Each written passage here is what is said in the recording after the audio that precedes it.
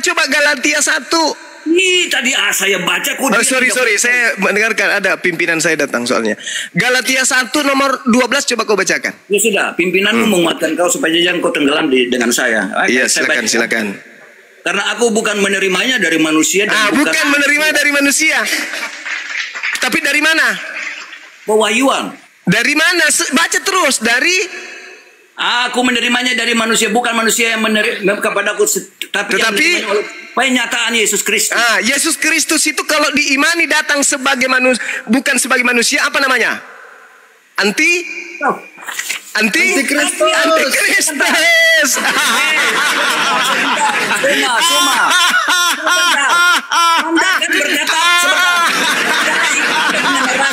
kan berkata Anda pada zaman Yesus kan? Jadi kalau dia mendengar perkataan pewahyuan itu dari siapa yang menulis pewahyuan dari Yesus? Kalau dia selalu menerasikan bahwa Paulus tidak ada pada saat Yesus. Sekarang 2 Yohanes 1 nomor 7. Siapakah penyesat itu? Bukankah dia yang pergi ke seluruh dunia yang tidak mengaku Yesus datang sebagai manusia? Paulus menerima Injil dari Yesus yang bukan manusia. Siapa antikristusnya? Oh betul. Siapa antikristusnya? Dia adalah Tuhan kan? Siapa Tuhan, antikristusnya? Oh bentar, dia adalah Tuhan. Apa yang salah dari pernyataan Paulus? Antikristus adalah dia yang tidak mengaku Yesus datang sebagai. Dengar Suma. Dengar. Oke, sebagai manusia. Sebagai manusia. Paulus mengaku Yesus datang kepadanya bukan sebagai. Dia sudah kembali sebagai manusia. Sekarang dia sudah kembali ke jadi dia berarti sudah jelas. Dengar. Berarti sudah jelas siapakah penyesat itu. Dialah yang datang kepada Paulus. Siapakah penyesat ini? Dia adalah Yesus palsu yang datang kepada Paulus. Mana orang banyak yang disesatkan itu? Karisteng. Jangan kau cari yang lain. Hindu tidak, Buddha tidak, Islam tidak, ateis tidak. Hanya satu kelompok besar di atas muka bumi ini yang tidak mengaku Yesus sebagai manusia, tapi Tuhan adalah Karisten.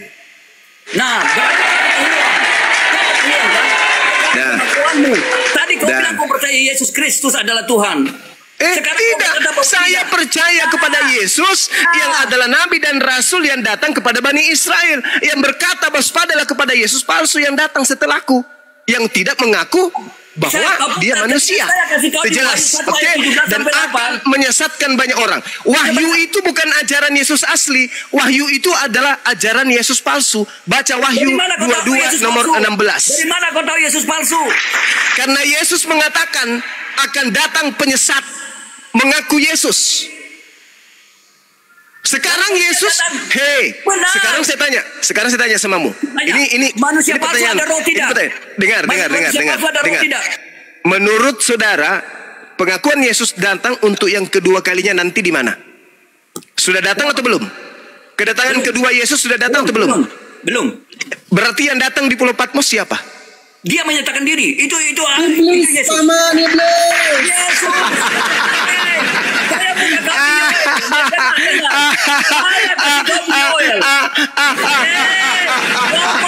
tidak bisa lari dari sebentar. Cuma sekarang saya tanya. Kemudian pada itu akan terjadi bahwa aku akan mencurahkan rohku atas semua manusia. Maka anakmu laki-laki akan perempuan akan bernubuat dan orang-orangmu akan mendapat mimpi. Terunamu akan mendapat penglihatan. Penglihatan itu daripada apa? Tuhan. Karena pada saat itu diberikan kepada semua orang. Percuma kamu nyerocos panjang. Jadi pewahyuan itu bisa terjadi. Engkau teriak-teriak. Itu sudah dicurahkan kepada semua. Kalau Yesus itu Tuhan yang kau sembah adalah iblis. Percuma kamu kerasukan, percuma kau teriak-teriak. Yang kau sembah adalah iblis. Itu sudah terbukti. Allah Subhanahu wa ta'ala menjelaskan jelaskan di dalam Al-Quran. Wa iyadu'una illa syaitanan marida. Sesungguhnya yang mereka sembah itu adalah iblis yang terkutuk. Al-Quran yang menarasikan itu. Saya penasaran, benarkah Al-Quran saya mengatakan bahwa orang-orang kafir itu menyembah iblis? Saya penasaran, maka saya belajar Bible. Ternyata betul Kristen menyembah iblis. Terbukti dari Biblenya itu sendiri. Subhanallah. Makasih. Saya kasih data. Saya selalu pakai data. Makasih. Tapi tidak pakai contoh seperti kamu. Pak Pendeta Indra. Izin dulu Pak. Ini kasih dia. Anda baca Pendeta Martin ini Pak. Anda baca di 2 Petrus 2. Tetapi kalau Allah tidak menyayangi, kerasukan kali. melemparkan mereka ke dalam neraka. Masya Allah, Masya Allah, Masya Allah. Iblis diserahkan, ditaruh oleh Yesus di dalam Allah. Hei, Anda tahu tidak? Anda tahu tidak? Siapa yang keluar dari goa gelap lalu kemudian menjadi Tuhan? Anda tahu? Yang mati Tuhan nyoten. Yang Anda tahu nggak? Hei, yang keluar dari kubur. Itu malaikat Jibril sementara kan tadi dibilang bahwa Mesias palsu. Dengar, jangan Anda kemana-mana. Jangan Anda kemana-mana. Jangan Anda kemana-mana. Ketika Anda membawa Petrus, 2 Petrus. Ketika Anda mengetahui di dalam 2 Petrus. Tidak punya roh Allah. Dengarkan, Bung. Kejang-kejang. Dengar. Kalau iblis. Kan yang iblis itu siapa? Siapa yang iblis? Siapa yang Ruki yang migurunda, Ruki yang orang begini ya Dede Mama. Karena Anda bisa identifikasi kepada saya. Jibril itu bagaimana bisa berbicara kepada Muhammad? Coba, sekarang kau jelaskan. Jelaskan kepada saya. Pertanyaan itu tidak bagus, pertanyaan tidak benar. Ini saya pakai dalil, saya bukan saya tidak gosip. Al-Quran saya mengatakan wa iyaduna illa syaitanam marida. Bagaimana cara Al-Quran saya membuktikan. Masa iblis membuka identitas iblis? dulu. Saudara, Anda tidak akan pernah bisa. Hei, saudara, Anda tidak bisa menjadikan agama Anda benar dengan membawa Al-Quran. Gak bisa. Justru Al-Quran itu yang memberitakan tentang kesalahan agama saudara. Percuma. Selesaikan dulu kasusmu dengan Yesus yang berkata waspada pada penyesat yang datang kepadamu dengan memakai nama Yesus. Itu aja dulu. Saya hanya ingin menolong saudara. Saya hanya ingin menolong saudara keluar dari kungkungan iblis yang selama ini bertengger di dalam agama kalian, gitu loh. Kalau Anda mengatakan itu bukan, dengarkan Bang, dengar. Kalau Anda mengatakan pola agama Anda berdasarkan kepada kepercayaan kepada Yesus, oke. Adakah Nabi Muhammad menerima pernyataan Yesus? Wahai Nabi Muhammad, aku adalah Yesus, Mesias. Nggak ada kan? Sedangkan polanya jelas. Penyesat itu mengaku Yesus. Yang menerima adalah Nabi Muhammad. Yang memberikan Al-Quran namanya Roh Kudus. Jibril tidak pernah mengaku Yesus. Sedangkan penyesat menurut Yesus mengaku Yesus. Nah, balikkan hal itu kepada agama saudara. Paulus mengaku menerima Yesus. Sedangkan 2 Yohanes 1 nomor 7, siapakah penyesat itu? Bukankah dia yang pergi ke seluruh dunia? Kalian kan pergi ke seluruh dunia mengatakan Yesus itu adalah Tuhan. Sabar dulu saudara. Sabar dulu. Saya mau ibadah. Sabar dulu. Saya mau ibadah. Sabar dulu. Sabar. Saya mau ibadah. Jadi Yesus mengatakan, waspadalah kepada penyesat yang datang kepadamu. Kan gitu. Nah, penyesat itu tidak mengaku Yesus datang sebagai manusia.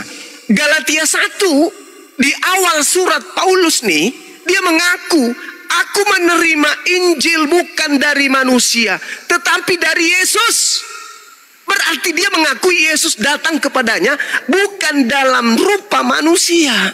Siapakah penyesat itu? Bukankah dia yang pergi ke seluruh dunia yang tidak mengaku Yesus datang sebagai manusia? Paulus mengaku yang datang itu Yesus, dia bukan manusia. Berarti Yesus ini apa? Penyesat. Paulus ini penyesat. Loh, Anda bilang yang tidak mengaku dia datang sebagai Tuhan, berarti dia berasal dari Awalnya apa tuh? Di mana dalilnya? Di mana dalilnya? Justru kalau dia datang sebagai manusia. Galatia 1. Dia datang dari mana? 2 Yohanes 1 nomor 7. Siapakah penyesat itu? Bukankah dia yang pergi ke seluruh dunia, yang tidak mengaku Yesus datang sebagai apa? Datang sebagai apa?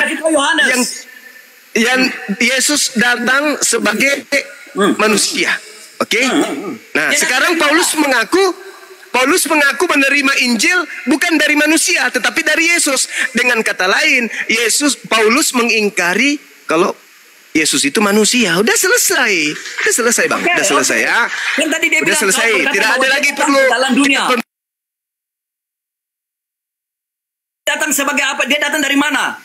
Di dalam Yesus itu datang sebagai manusia. Ayat 3, dengar. Yohanes 6 ayat 3. Yesus datang sebagai manusia. Sebab aku telah turun dari sorga. Berarti dia datang dari mana? Sorga. Jadi kalau penglihatan itu dari mana? Sorga. Woi Oten, nggak nyambung. Aku datang ke dalam dunia dan aku kembali ke sorga. Iblis dari mana? Kutanya samamu dulu. Kutanya samamu dulu. Iblis itu dari mana? Oke, diam. Sebentar, saya bagian. Di mute dulu atau tendang aja ke gereja orang ini. Diam. Dengarkan saya. Diam. Di mute. Yang kedua. Bisa mute Gurunda. Host mute dulu. Mute dulu penyembah iblis ini. Mute penyembah iblis ini. Supaya kita punya dialog berkembang. Yang kedua. Di mute dulu penyembah iblis ini. Oke, Anda harus menjawab. Anda mempertanggungjawabkan pernyataan Anda. Anda berkata bahwa malaikat Jibril adalah Roh Kudus. Bagaimana Muhammad bisa berbicara dengan Roh Kudus dalam Jibril? Cara bagaimana? Mampus kan kau? Mampus kau kan? Mampus langsung seketika. Sedet. Ngomong itu pakai data, jangan nyerocos aja. Nyerocos aja kayak. Bang Suma. Iya, gimana? Menanggapi boleh Bang? Silakan, saudara. Ya. Ini saya bingung ini Mesias palsu ini artinya apa dulu? Kita sepakat dulu Mesias palsu. Mesias palsu ini adalah orang yang diurapi tapi palsu. Dia bukan Yesus. Mesias itu kan cuma Yesus, tidak ada Mesias lain setelah Yesus. Kalau ada lagi yang mengaku Mesias palsu, berarti dia adalah Yesus palsu. Iya, karena saya baca 2 ayat di sini, ini tidak merujuk ke Paulus, ini tidak masuk kategori Paulus ini, Bang. Bagaimana tidak, saudara? Paulus tidak pernah mengaku dia sebagai Mesias itu. Memang bukan orang itu yang mengaku Mesias. Yang mengatakan Paulus itu Mesias siapa? Paulus itu nabi palsu. Coba Anda baca Matius 24 nomor 24. Sebab Mesias palsu. Apa maksudnya?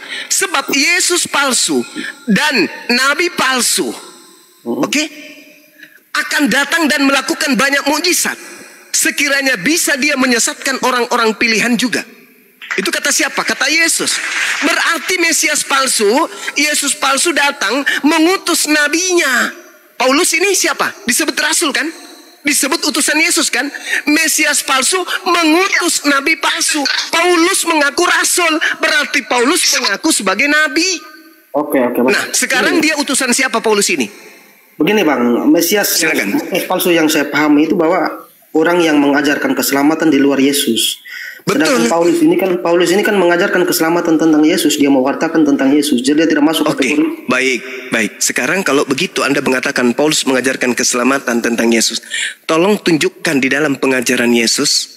Pengajaran Yesus nih, kalau betul yang datang kepada Paulus ini adalah Yesus, tolong tunjukkan kepada saya ajaran Yesus yang berkata aku diutus kepada seluruh umat manusia. Silakan. Itu aja dulu. Tunjuk dari Yesus. Abang menuntut ajaran Yesus, ajarannya harus disebarkan ke seluruh dunia kan? Kan Anda saudara mengatakan bahwa Paulus ini adalah utusan Yesus yang mengajarkan ajaran Yesus. Pertanyaan saya, kalau itu betul, berarti Yesus pernah mengajarkan dirinya diutus untuk seluruh bangsa. Mana dalil itu? Oke Bang, baik. Yesus yang kami percaya dia sebagai guru juga Bang. Dia datang diutus ke Israel. Guru untuk siapa? Guru untuk siapa? Guru untuk siapa? Orang Israel kepada Anda sendiri orang mana? Sabar dulu Bang, saya belum selesai kan? Ya, silakan. Jadi Yesus memang betul setiap nabi itu dia diutus di tempatnya saja di tempat dia lahir, sehingga tidak pernah keluar dari kan begitu. Terus termasuk Nabi Muhammad. Terus kemudian dia ajarkan firman itu dia sampaikan kepada murid-muridnya, kemudian dicatat oleh murid-muridnya. Di akhir sebelum pesan dia sebelum diangkat ke surga. Terus pergilah ke seluruh bangsa, beritakan tentang dia kan, beritakan Injil tentang dia. Ya kalau abang tanya mana perintah Yesus untuk sebarkan dia ke seluruh bangsa, kan itu ada ayatnya itu. Ya, enggak, Yesusnya dong. Yesusnya yang saya minta. Kan Yesus berkata di dalam Yohanes 17 nomor 8, segala firman yang engkau berikan kepadaku telah aku sampaikan kepada mereka. Pertanyaan saya, apakah ada firman yang Yesus sampaikan bahwa pergilah ke seluruh dunia, jadikanlah semua bangsa menjadi muridku? Adakah? Sedangkan Matius ada. Apa? Yang mana? Diangkat ke surga itu kan dia pesan kepada murid-murid. Nah, dengarkan saudara, Yesus sebelum terangkat ke surga sudah berkata segala firman telah aku sampaikan. Sedangkan ucapan yang ada di dalam Matius 28 itu ucapan yang keluar dari kubur. Itu ucapan begini saudara. Yesus sebelum ditangkap, Yesus sudah berkata segala firman telah aku sampaikan. Nah, semua firman yang Yesus telah sampaikan kepada Bani Israel muridnya, tidak ada ucapan yang berkata, pergilah ke seluruh bangsa, jadikanlah seluruh bangsa menjadi muridku. Nggak ada. Yang ada, dalam Matius 10:2 nomor 5 dan nomor 6, Yesus berpesan kepada ke-12 muridnya, agar jangan ke bangsa lain, tetapi ke bangsa dari Bani Israel saja. Itu kata Yesus. Oke, segala firman telah aku berikan, telah aku sampaikan. Nah, di antara firman itu tidak ada yang berkata, pergilah ke seluruh bangsa, jadikanlah seluruh bangsa menjadi muridku. Itu tak ada. Ketika seluruh firman telah disampaikan oleh Yesus, sudah selesai, Yesus terangkat ke langit. Tiba-tiba ada Yesus palsu yang mengatakan, pergilah ke seluruh dunia, jadikanlah seluruh bangsa menjadi muridku. Begini bang, kalau sepemahaman saya itu begini. Pernyataan bahwa semua firman yang telah engkau sampaikan kepadaku telah kusampaikan kepada mereka itu ada berkaitan dengan ajaran hidup dan sebagainya kan. Nah, ada nggak Matius 28 di situ? Sabar dulu bang. Kalau yang saya pahami seperti itu, yang dia maksud di situ bahwa ajaran hidup itu seperti apa, bagaimana cara beribadah kepada Tuhan, itu yang disampaikan di situ, yang dimaksud di. Iya, Matius 28, pergilah ke seluruh dunia, jadikan segala bangsa. Ada nggak? Atau ucapan itu nanti keluar setelah dia berjalan dari kubur? Bukan, begini, perintah yang terakhir itu bahwa ajaran yang firman yang setelah dia ajarkan kepada murid-muridnya itu, cara hidup dan sebagainya itu, Yesus perintahkan ajaran itu pergi ke seluruh dunia dan ajarkan. Tidak ada itu, tidak ada. Memang tidak ada memang, betul. Nah, jadi yang mengajarkan pergilah ke seluruh dunia, beritakanlah Injil, dan juga jadikanlah seluruh bangsa menjadi muridku, itu bukan Yesus. Itu adalah makhluk yang keluar dari goa milik Yusuf Arimatea. Pertanyaan saya, itu siapa? Yang kami tahu di dalam Alkitab itu Yesus yang berkata, kalau abang menuduh begitu, mana buktinya? Kan tidak ada. Loh, saudara, buktinya sudah akurat. Yohanes 17 nomor 8. Segala firman telah aku sampaikan. Berarti tak ada lagi firman lain. Berarti yang datang kepada Paulus bukan Yesus. Begini. Coba kita bermain logika saja. Ketika Nabi Isa mau diangkat ke surga, kan ada murid-muridnya di situ. Apakah tidak ada pembicaraan di situ? Pembicaraan antara Nabi Isa dengan murid-muridnya. Pasti ada kan? Nabi Isa berkata sebelum terangkat ke langit. Setelah Nabi Isa terangkat ke langit, Nabi Isa tidak pernah lagi datang sampai hari ini. Iya, dan itu juga sebelum Yesus juga mengatakan tidak ada percakapan antara Yesus dan percakapan dengan murid-muridnya. Ya Bani Israel, inni Rasulullahi ilaikum. Ya Bani Israel, ya Bani Israel, ya Bani Israel. Isa mengajarkan kepada Bani Israel tok. Dan tidak ada Isa mengajarkan Bani Israel untuk pergi ke seluruh dunia menjadikan orang lain menjadi pengikut Nabi Isa. Itu nggak ada. Begitu juga Paulus, begitu juga Yesus. Yesus hanya mengatakan. Pertanyaan saya begini bang. Saat terakhir yang waktu Yesus mau diangkat ke surga itu, ke langit dalam Islam kan. Kira-kira ada percakapan tidak antara Yesus dengan murid-muridnya? Pesan-pesan apa yang disampaikan kepada murid-muridnya ketika dia mau diangkat itu? Apakah tidak ada pesan di situ? Kan ya, itu pesannya. Pesannya, siapakah di antara kalian yang akan menolongku mengajarkan agama Allah? Nahnu ansarullah, kami yang akan menolongmu untuk mengajarkan agama Allah. Agama Allah, Injil Allah. Apa itu? Inni Rasulullah, aku ini Isa, utusan Allah kepada kalian. Itu ajarkan kepada orang bahwa aku ini adalah Rasul utusan Allah, bukan Allah, bukan Tuhan. Sedangkan yang datang kepada pengikut Yesus itu adalah oknum yang mengaku dia adalah Allah itu sendiri. Coba Anda baca di dalam Lukas 4. Anda baca Lukas 4. Iblis berkata kepada Yesus, "Kepadaku telah diberi kuasa di bumi. Aku berhak memberikan kepada siapapun yang aku kehendaki." Itu kata siapa? Kata iblis. Kepada siapa? Kepada Yesus. Ketika dia tidak berhasil menggoda Yesus, di data nomor 13-nya, iblis pun mundur dari Yesus dan iblis menunggu waktu yang tepat. Nah, ketika waktu tepat itu muncul, yaitu kapan? Ketika Yesus terangkat ke langit. Iblisnya memanfaatkan situasi itu. Dia datang dalam rupa Yesus. Akulah Yesus, kepadaku telah diberi kuasa atas bumi. Ingat, Yesus berkata di dalam Yohanes 14:30, "Tidak lama lagi aku akan berkata kepadamu, sebab penguasa dunia telah datang." Siapa penguasa dunia itu? "Dan iblis tidak berkuasa sedikit pun terhadap diriku." Itu kata Yesus. Penguasa dunia telah datang. Yang datang kepada penulis Bible, "Kepadaku telah diberi kuasa di bumi." Itu siapa? Kata Yesus, itu iblis. Di mana tertulis penguasa dunia itu iblis? Yohanes 14 nomor 30. Itu ucapan Yesus. "Tidak lama lagi engkau aku berkata kepada kalian, sebab penguasa dunia telah datang, dan iblis tidak berkuasa sedikit pun atas diriku." Siapa penguasa dunia itu menurut itu? Iblis. Yang keluar dari kubur dan berkata kepadaku telah diberi kuasa, pergilah ke seluruh dunia, jadikanlah seluruh bangsa menjadi muridku. Itu iblis. Sekira begitu sementara, Bung, saya harus ibadah, saya sholat dulu, habis itu kita mengudara lagi. Demikian untuk sementara. Terima kasih. Lanjutkan, Linda dan Bunda Rahmi, silakan. Iya, boleh-boleh saja teman-teman Islam bernarasi begitu, tapi kan kami tidak seperti itu. Kita kalau membantah kan harus ada dulu, Bro Martin. Saya sapa dulu kawan-kawan yang baru naik ini, ada 2 orang Kristen mungkin. Bang Jiwa Baru Kristen ya, Bang Jiwa Baru. Iya, iya betul Kristen ya. Mute dulu Bang ya. Ya. Bang Yus, ini Kristen atau Muslim? Silakan dibuka mikrofonnya. Teman-teman Kristen yang mau naik silakan ya. Kirim permintaan, tapi typing dulu di bawah. Bang, aku Kristen. Biar aku naikkan semua kawan-kawan Kristen. Ya. Halo, selamat siang Bang. Ya, selamat siang. Kristen Bang Yus ya. Iya Kristen Bang, Kristen. Di mute dulu Bang ya. Di mute. Suara musik itu jangan ada suara musik Bang. Izin Bang Yus kalau bisa menghindar dulu dari suara keributan, ya kan? Karena banyak yang live YouTube teman-teman kita di TikTok ini. Jadi mohon pengertiannya. Kalau bisa menghindar dulu dari keributan, keramaian. Silakan Martin, Chris, silakan.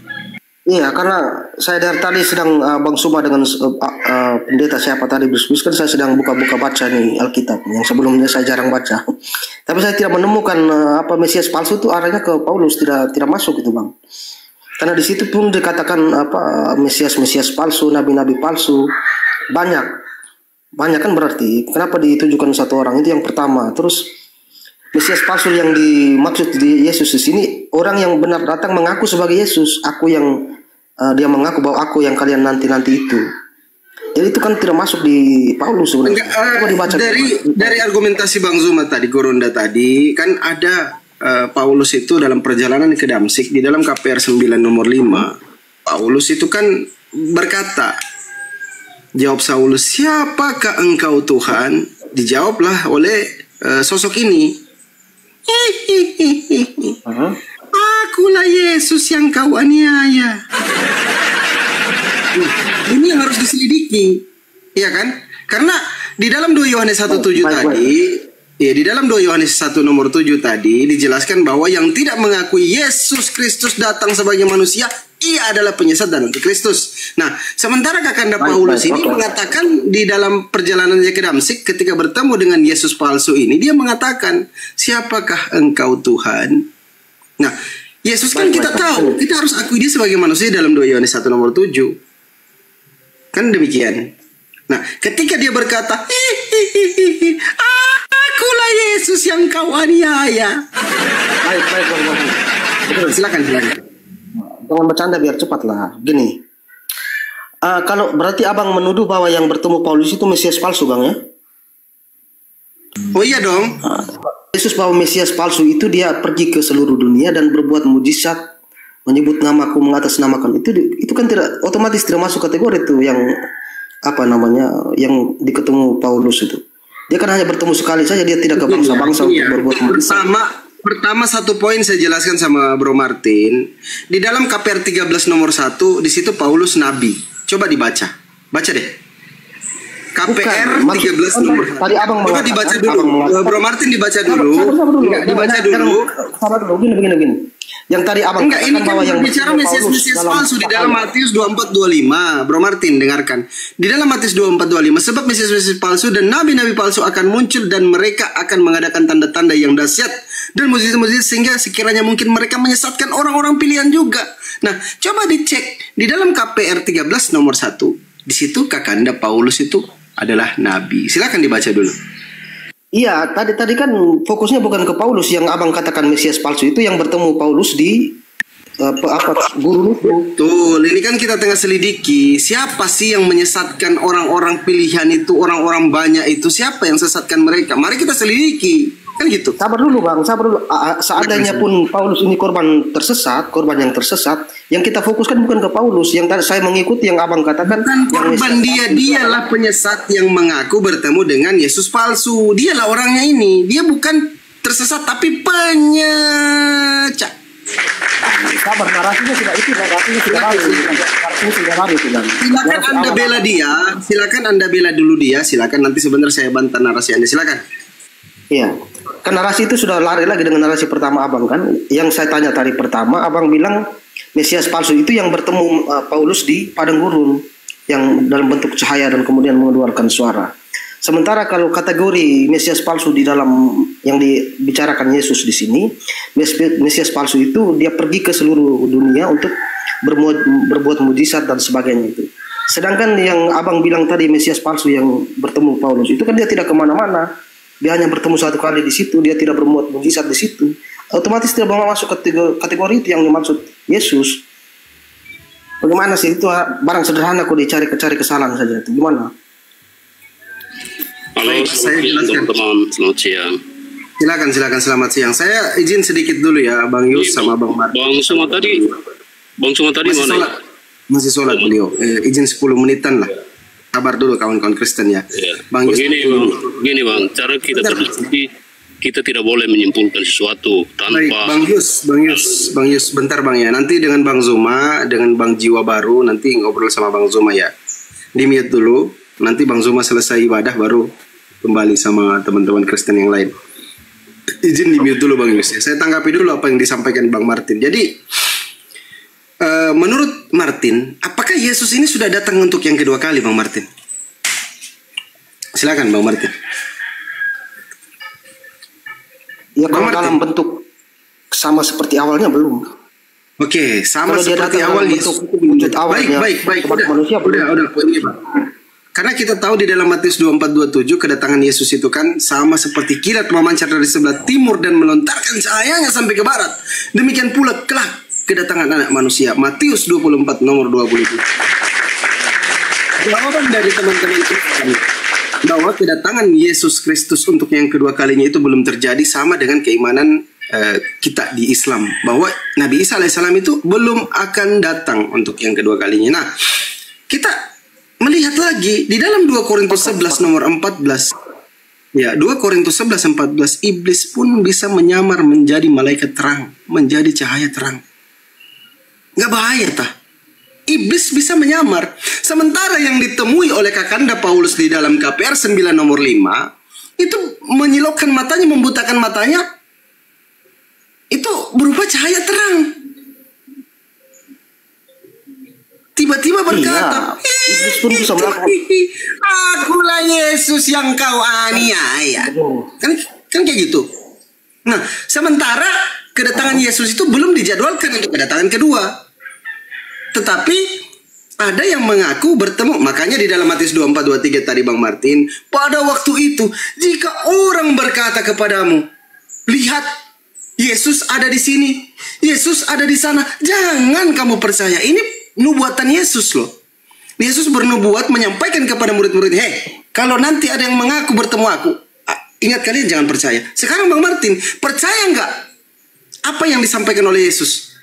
Yakin nggak bahwa tidak boleh kita mempercayai ketika setelah Yesus terangkat ke surga? Oke, Anda percaya, baik. Anda percaya pesan Yesus di dalam Matius 24 nomor 23. Jika orang berkata kepada kamu, lihat Yesus ada di sana, ada di sini, jangan kamu percaya. Sebentar Bang. Nah, setelah Yesus terangkat, kan ada tuh orang yang mengaku bertemu dengan Yesus. Betul tidak? Ada orang yang mengaku bertemu Yesus. Benar atau tidak, Bang Martin? Bukan bertemu sebenarnya, mendengar suaranya. Karena fisiknya tidak dilihat. Mendengar dan melihat cahaya. Bentuknya seperti cahaya. Ya ini kan melihat cahaya, bentuknya bukan seperti cahaya. Ya bukan berbentuk roh dengan jasad Yesus langsung, tapi bentuknya seperti cahaya. Makanya di dalam 2 Korintus 11 nomor 14, iblis pun bisa menyamar menjadi malaikat terang, cahaya terang. Tidak ada yang saya khawatirkan, ketakutan saya, Bang Martin sebentar, ketakutan saya yang ditemui oleh Kakanda Paulus ya, ini tidak ada hihinya. Bukan, tapi simbolisnya iblis. Makanya Paulus mengajarkan di dalam Roma 14 nomor 9, sebab untuk itulah Yesus Kristus telah mati dan hidup kembali supaya ia menjadi Tuhan. Berbeda dengan yang diajarkan Yesus. Yesus mengajarkan Bapa yang Tuhan. Yohanes 17:3, satu-satunya Tuhan yang benar Bapa. Matius 11:25, Bapa Tuhan langit dan bumi. Bentar dikit. Lukas 4:8, engkau harus menyembah Bapa. Sebab ada tertulis engkau harus menyembah Tuhan Theosmu. Yesus mengajarkan menyembah Bapa. Paulus mengajarkan menyembah Yesus. Ini ada apa? Nah, ini yang membuat saya ragu, Bang Martin. Di dalam pertemuan Kakanda Paulus, izin sedikit lagi, terakhir. 10 detik. Di dalam pertemuan Kakanda Paulus dengan Yesus. Saya pamit dulu ya, nanti sebentar baru. Siap. Karena kita hanya ini yang membuat saya ragu bahwa yang ditemui oleh Kakanda Paulus nanti, yang tadi di Damsik itu saya takut itu adalah iblis yang menyamar menjadi malaikat terang. Baik. Silakan Bang Martin. Tadi saya bilang tidak ada hihinya, semua pada tertawa di bawah itu. Oke, gini. Berarti dari narasi abang itu secara jelas abang mau mengatakan Paulus itu bukan Mesias palsu, Bang ya. Karena yang abang fokuskan ke bukan Paulus. Mesias palsu itu yang dia bertemu dengan Mesias palsu Yesus, gitu loh. Paham nggak? Mesias palsu itu Yesus palsu itu yang di Damsik itu loh, yang mengaku Yesus itu loh, itu yang saya maksud. Silakan. Baik. Berarti yang cahaya yang bersuara itu yang abang maksudkan sebagai Mesias palsu kan, yang mengaku sebagai Yesus. Nah, betul sekali. Lanjut. Baik. Sekarang kita sudah sepakat bahwa nabi palsu itu, Mesias palsu itu yang cahaya tadi. Sekarang kita mau pakai ayat mana untuk mengkategorikan seorang Mesias palsu itu? Kita mau pakai ayat yang mana coba? Untuk mengkategorikan Yesus palsu, baik. Yesus palsu. Di pesan Yesus, perkataan Yesus. Ayat berapa itu, Apa yang disampaikan oleh Yesus di dalam Matius 24 nomor 23, di dalam Matius 24 nomor 5, Matius 24 nomor 26, 23, 25 dan 26. Silakan Anda baca. Itu yang harus kita berpegang teguh pada perkataan Yesus. Nah, untuk menegaskan Paulus ini nabi palsu atau penyesat, ada lagi dalil yang berbeda untuk itu. Nanti kita masuk sebentar, tapi itu mungkin nanti materi di bawah Bang Zuma nanti sebentar. Sekarang kita fokus ke tadi dulu Bang, cahaya yang abang katakan Mesias palsu kan. Sekarang saya baca definisi atau pengertian apa Mesias palsu menurut Yesus sendiri. Sebentar saya baca Matius 24 ayat 4. Hendaklah kalian berjaga-jaga supaya tidak tertipu karena banyak orang akan muncul dan mengaku, akulah Kristus yang kalian nanti-nantikan itu. Dengan demikian mereka akan menyesatkan banyak orang. Mereka. Di sini mereka yang tadi dilihat satu. Oke. Itu yang pertama sudah terbantah. Kalian akan mendengar berita tentang perang yang sedang berlangsung. Apa yang terbantah, Bang Martin? Ini kan Yesus berkata Mesias palsu itu mereka, artinya dalam jumlah banyak. Sedangkan yang tadi satu saja. Jelas tuh Bang ya? Apanya kau maksud ini? Nggak paham aku apa yang kau bilang. Belum, oke. Saya ulangi. Hendaklah kalian berjaga-jaga supaya tidak tertipu. Karena banyak orang akan muncul dan mengaku. Karena banyak orang akan muncul dan mengaku, akulah Kristus. Berarti banyak orang ini kan banyak Bang. Yang tadi bertemu Paulus itu banyak atau satu? Terus? Lanjut ayatnya. Kalian akan mendengar berita tentang perang.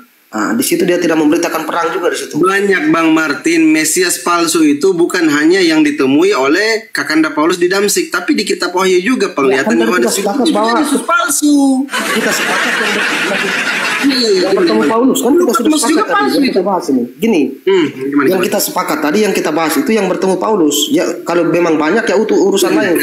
Kita bahas yang itu dulu. Terus poinnya apa? Sampai di mana tadi ayat ini? Kalian akan mendengar berita tentang perang yang sedang berlangsung atau yang terjadi, tetapi jangan khawatir.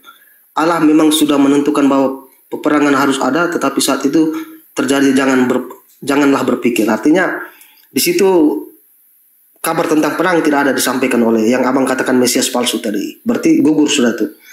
Coba kita pakai ayat satu lagi, Markus. Kita pakai Markus 13. Kita pakai Markus 13 untuk menentukan benar yang ditemui Paulus itu Mesias palsu bukan? Yang mana? Silakan dibantah dulu.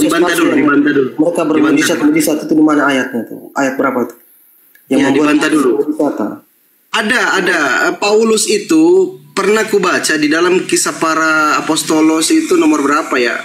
Paulus itu pernah menghidupkan Eutikus. Eutikus itu murid Paulus waktu Paulus lagi khotbah. Dia duduk di jendela di lantai 3. Tiba-tiba itu Paulus Bang, itu Paulus. Kalau tadi kita sepakat bahwa Mesias palsu itu Paulus. Kan kita sepakat Mesias palsu itu Bang Martin, kok nggak paham Bang Martin ini? Bukan, sabar dulu. Kalau yang memang bermuat mujizat itu Paulus, berarti Paulus yang Mesias palsu. Kalau yang dimaksud itu kan ayat itu adalah Paulus yang Anda maksud. Ya, tadi abang katakan yang narasi abang pertama, abang sudah sepakat Paulus bukan Mesias palsu kan tadi sudah begitu. Yang Mesias palsu yang cahaya yang bertemu, itu yang kita bahas. Ini kenapa lari-lari terus? Iya, betul. Oke. Yang mengaku Mesias itu yang palsu. Yang mengaku Yesus itu waktu bertemu Kakanda Paulus itu palsu. Karena dasarnya di dalam Matius 24:23 tadi bahwa dia akan mengaku jika ada orang berkata, ini orang yang dimaksud adalah Paulus sendiri. Jika ada orang yang berkata, lihat Mesias ada di sini, Mesias ada di sana, jangan kamu percaya. Ini kan Mesias ini kan Yesus, karena yang berpesan adalah Yesus. Jadi Yesus pesan kepada murid-muridnya bahwa kalau ada orang yang mengaku bertemu dengan Mesias, mengatakan Mesias ada di sini, Mesias ada di sana, jangan kamu percaya. Nah, kenapa Kristen ini mempercayai pertemuan Yesus itu dengan Paulus di Damsik dan mengimani Paulus sebagai nabi, sebagai rasul, padahal Paulus ini nyata menyesatkan orang-orang pilihan seperti kalian ini. Menyesatkan banyak orang. Pergi ke seluruh dunia, dia menyesatkan orang. Nah, contoh penyesatannya mengajarkan Yesus Tuhan. Yesus tidak pernah mengajarkan dirinya Tuhan. Malah diajarkan yang Tuhan itu Bapa. Gitu, lanjut. Iya, ini coba kita ulangi lagi dulu Bang, biar semua yang di bawah dengar. Kita sepakat dulu, yang Mesias palsu di sini siapa?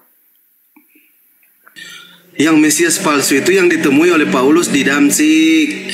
Itu Mesias palsu. Karena berdasar pada pesan Yesus. Silakan. Oke, baik. Teman-teman yang 2000,3 di bawah dengar. Kita sudah sepakat bahwa Mesias palsu itu yang ditemui Paulus di padang gurun. Itu semua dengar ya. Nah, sekarang kita baca kategori yang bisa masuk nominasi sebagai Mesias palsu menurut Yesus. Mesias palsu di Markus 13. Sebab Mesias palsu dan nabi-nabi palsu akan muncul dan mereka akan mengadakan tanda-tanda mujizat dengan maksud sekiranya mungkin menyesatkan orang pilihan. Nah, Sekarang coba sebutkan mujizat apa yang dibuat oleh cahaya tadi. Mujizat apa yang dibuat cahaya yang ditemui Paulus? Nggak paham kau berarti ya. Coba dibuka 2 Korintus 11 kita pakai logika, Bang. Ya, ini logika saya pakai ya. 2 Korintus 11 14 coba kau baca. Siapa saja bebas tafsir. Ini kan kita silakan. 2 Korintus 11 14. Baik, kita uji dengan akal. 2 Korintus 11 14 apa yang disampaikan di situ? Coba silakan Anda baca.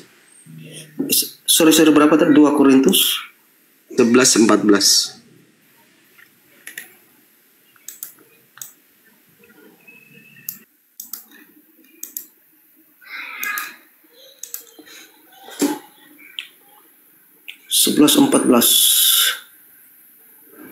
Hal itu tidak usah mengherankan, sebab iblis pun menyamar sebagai malaikat terang. Jadilah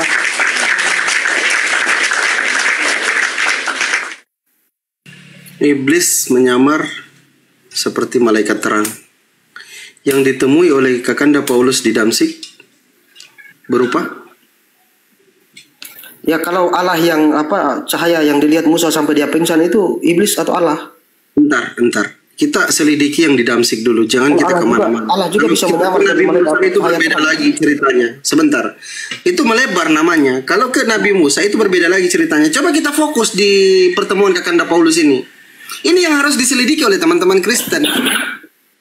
Karena kalau kita tidak mengakui Yesus datang sebagai manusia, kita sudah antikristus. Yang ditemui oleh Kakanda Paulus di Damsik itu bukan bentuknya seperti. Sabar, begini. Abang ambil satu kalimat sepenggal saja di sekian ayat ini di Korintus ini untuk dikonekkan dengan tadi. Makanya saya ambil cahaya yang ditemui Paulus tadi, Musa tadi. Itu kan tekniknya sama juga dengan teknik yang abang pakai ini kan.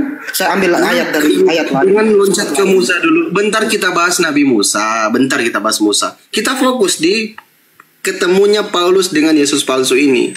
Kami ini klaim dari hasil penyelidikan, dari hasil apa yang dikatakan Yesus di dalam kitab suci kalian, bahwa ini adalah Mesias palsu. Iya, persoalannya ayat ini ceritanya lain. Makanya saya juga ambil teknik yang sama untuk ke Musa tadi, larinya kan lain juga ayat. Bentar ke Musa, gampang ke Musa. Habis ini kita ke Musa. Kita fokus di sini. Tanggapi dulu sedikit. Silakan Bang Jiwo baru, silakan. Ya, ini menurut saya ini tuduhan terhadap Paulus sebagai penyesat atau kemuliaan Tuhan yang bertemu dengan Paulus ini pandangan yang maksud saya adalah kesesatan pikiran bahwa benar-benar bahwa Paulus pada saat dia bertemu dengan kemuliaan Tuhan, dari dia penyesat, dari dia penganiaya, dia berubah menjadi manusia baru.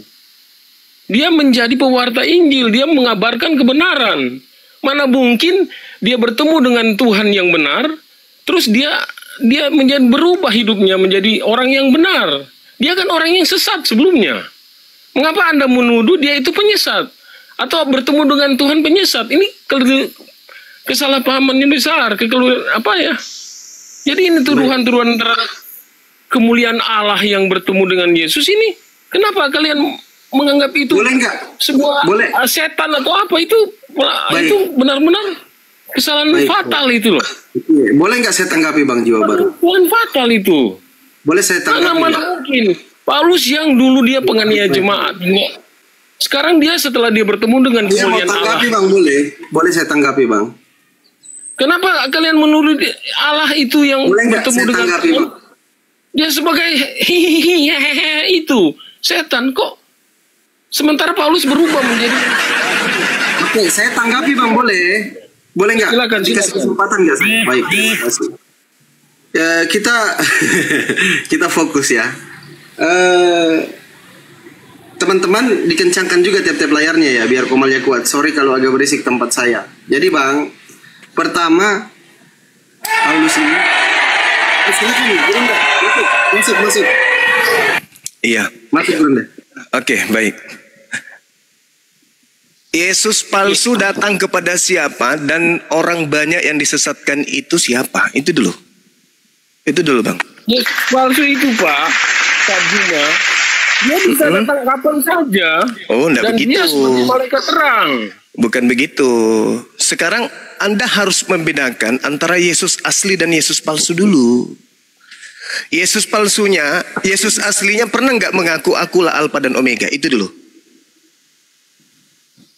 Loh, itu jabatan dari Yesus itu adalah bagian dari cara bagaimana kita melihat kemahakuasaannya dia. Dia tidak mengaku-ngaku. Ya, kalau di Wahyu dikatakan aku adalah Alfa dan Omega. Nah, itu Yesus pernah nggak mengajarkan itu kepada muridnya Bani Israel?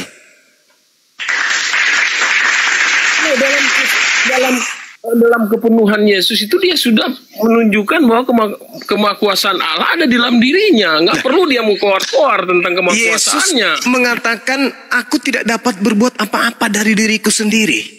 Anda percaya itu? Karena dia sebagai manusia, dia diutus oleh Allah. Itulah yang saya katakan, saudara. Manusia sepenuhnya dia 100% manusia, tapi 100% dia juga Allah. Itu bahasa manusia. Itu ilmu Anda itu dari mana? Ya, dari Yesus palsu kan?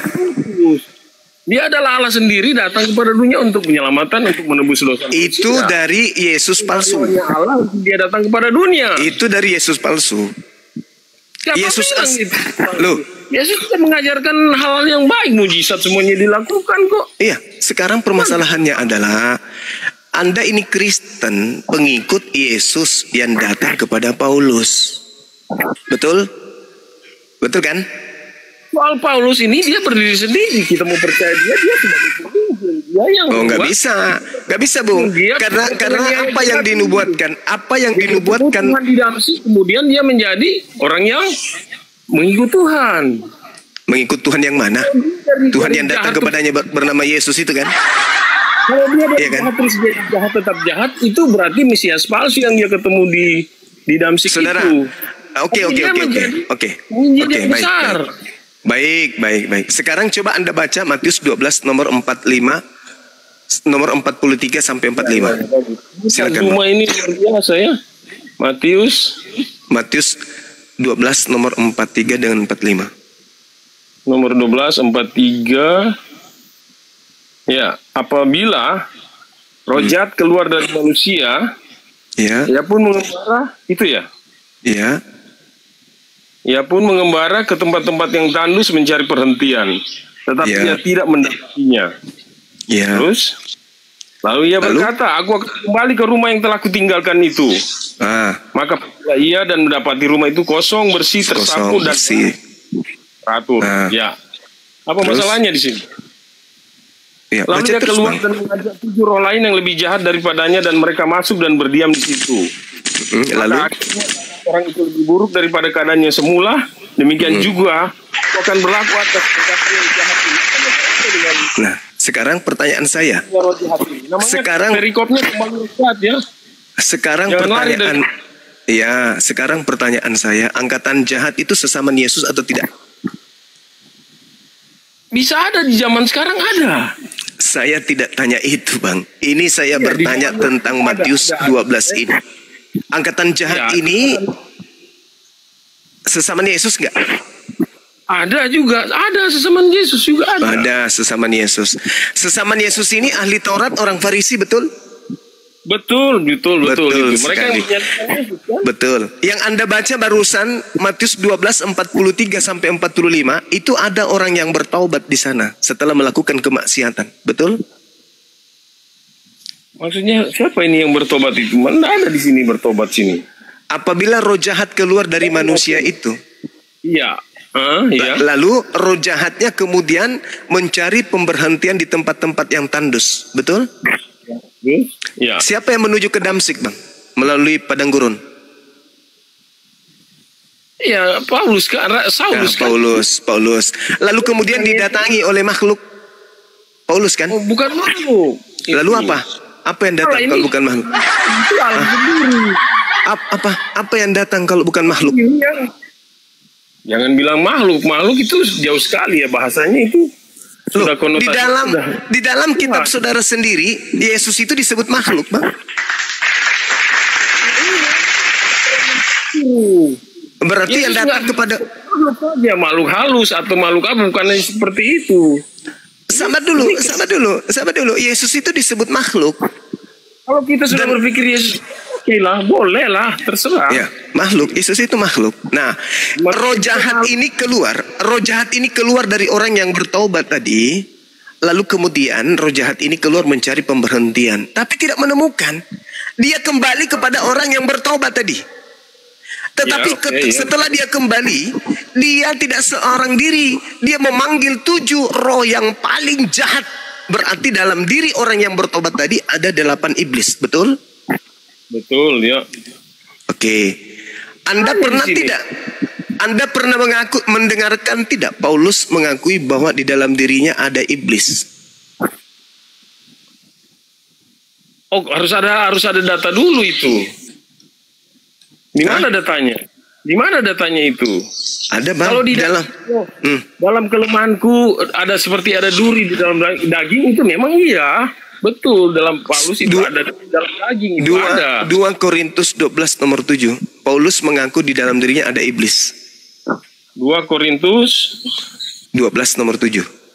Oh, sorry. 2 Korintus 12 ayat 7. Ya. Dan supaya aku jangan meninggikan diri karena pernyataan-pernyataan yang luar biasa itu, maka aku diberi suatu duri, ya betul kan? Duri di dalam daging, yaitu seorang utusan untuk mengecoh aku supaya aku jangan meninggikan. Oke. Oke. Paulus mengaku sendiri kan? Paulus mengaku bahwa dalam dirinya ada iblis, betul? Bukan berarti ini kita terlalu harafiah mengatakan bahwa tidak, saudara, tidak. Saya hanya mengajak Anda untuk berdiskusi dengan sehat, dengan data. Anda akui dulu bahwa dalam diri Paulus itu ada iblis. Terima kasih, saya sudah untuk pertama kali nih senang sekali ketemu semua ini. Iya, saudara. Anda akui dulu bahwa di dalam diri Paulus, menurut Paulus ada iblis yang fungsinya untuk menggocoh dia. Dari ayat 7 ini betul, yaitu seorang utusan iblis. Seorang kan. Nah, sekarang kita kembali ke Matius 12 tadi. Ketujuh roh yang masuk ke dalam orang yang bertobat tadi membuat orang itu keadaannya semakin buruk. Betul? Nah, sekarang saya kasih perbandingan, Bang. Sebelum makhluk itu datang kepada Paulus mengharamkan babi. Paulus bersunat. Paulus mengaku kalau Yesus itu untuk Bani Israel. Dan Paulus pun mengaku Yesus itu adalah rasul. Bahkan saking mengakuinya, murid-murid Yesus itu dianiaya oleh beliau. Tapi setelah makhluk itu datang kepada Paulus, apa yang terjadi? Paulus mengizinkan semuanya untuk dimakan, termasuk babi, anjing, dan seterusnya. Paulus melarang bersunat. Paulus kemudian mengajarkan Yesus untuk seluruh dunia. Dan Paulus melantik Yesus menjadi Tuhan. Anda sadar tidak di situ? Ya, ini kan narasi. Betul bahwa ada waktu dia mengikuti Taurat Musa, ya iya.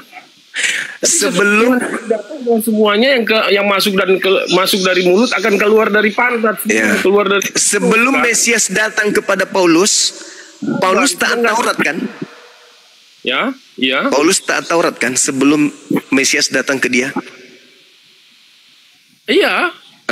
Setelah Mesias itu datang kepada Paulus, Taurat dianggap seperti seperti sampah. Yesus sudah menggenapi Taurat. Nah, sekarang permasalahannya, ketika Yesusnya datang melakukan penginjilan di tengah-tengah Bani Israel, ada tidak ucapan Yesus bahwa lebih mudah langit dan bumi lenyap daripada setitik hukum Taurat itu batal? Ada enggak? Nah, memang ada.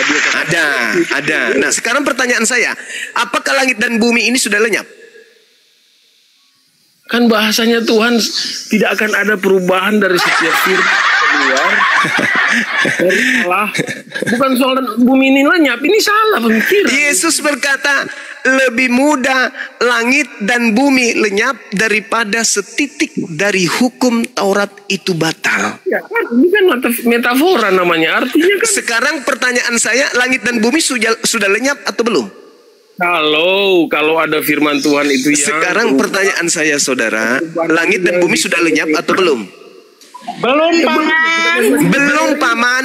Berarti hukum Taurat menurut Yesus belum dibatalkan. Tapi menurut Paulus berdasarkan serangan-serangan dari Mesias yang datang kepadanya, Paulus pun mengajarkan dengan matinya Yesus di atas tiang salib, dia telah membatalkan hukum Taurat beserta segala perintah ketetapan yang ada di dalamnya. Padahal yang mati di atas tiang salib itu bukan Yesus. Ini aneh juga. Saya baru dengar itu kalau orang bilang di salib itu bukan Yesus. Ini kan. Oke, sekarang saya tanya. Dengar itu kalau orang bilang di salib itu bukan Yesus. Ini kan. Oke, sekarang saya tanya.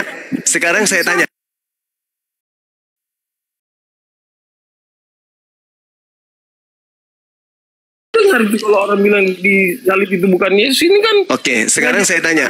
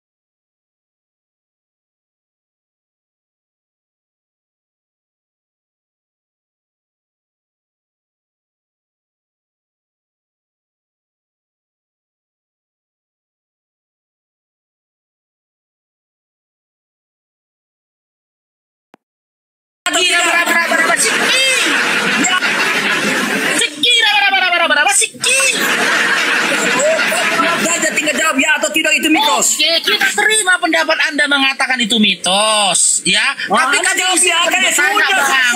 Dasarnya Anda katakan itu mitos apa? Loh, Anda sudah, sekarang saya bertanya kepada Anda jawab mitos kan? Anda sudah katakan mitos, lalu jawaban apa lagi? Dengan dasar apa Anda katakan itu mitos? Saya tidak dengar. Anda sendiri yang sekarang bertanya, itu mitos atau bukan? Ya atau tidak? Bang, kalau kau katakan itu mitos, dasarnya apa kau katakan itu ya mitos? Atau tidak? Ya atau tidak? Kau memaksa, kau menjajah aku di sini.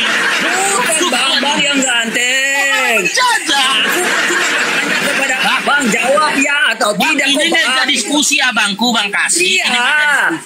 Setiap narasi yang kita sampaikan, setiap pendapat yang kita sampaikan harus memiliki dasar dan dalil. Kau mengatakan ketika aku menunjukkan data di mana catatan-catatan mengatakan bahwasanya para dewa-dewi juga melakukan mukjizat, menyembuhkan orang sakit, membangkitkan orang meninggoy, kau katakan itu mitos. Dasar dari sangkaanmu mengatakan itu mitos apa? Silakan. Oke.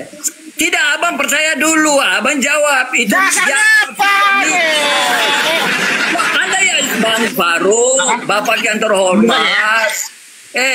Bapak yang terhormat, itu kan Bapak yang kasih argumen toh data. Mana kau?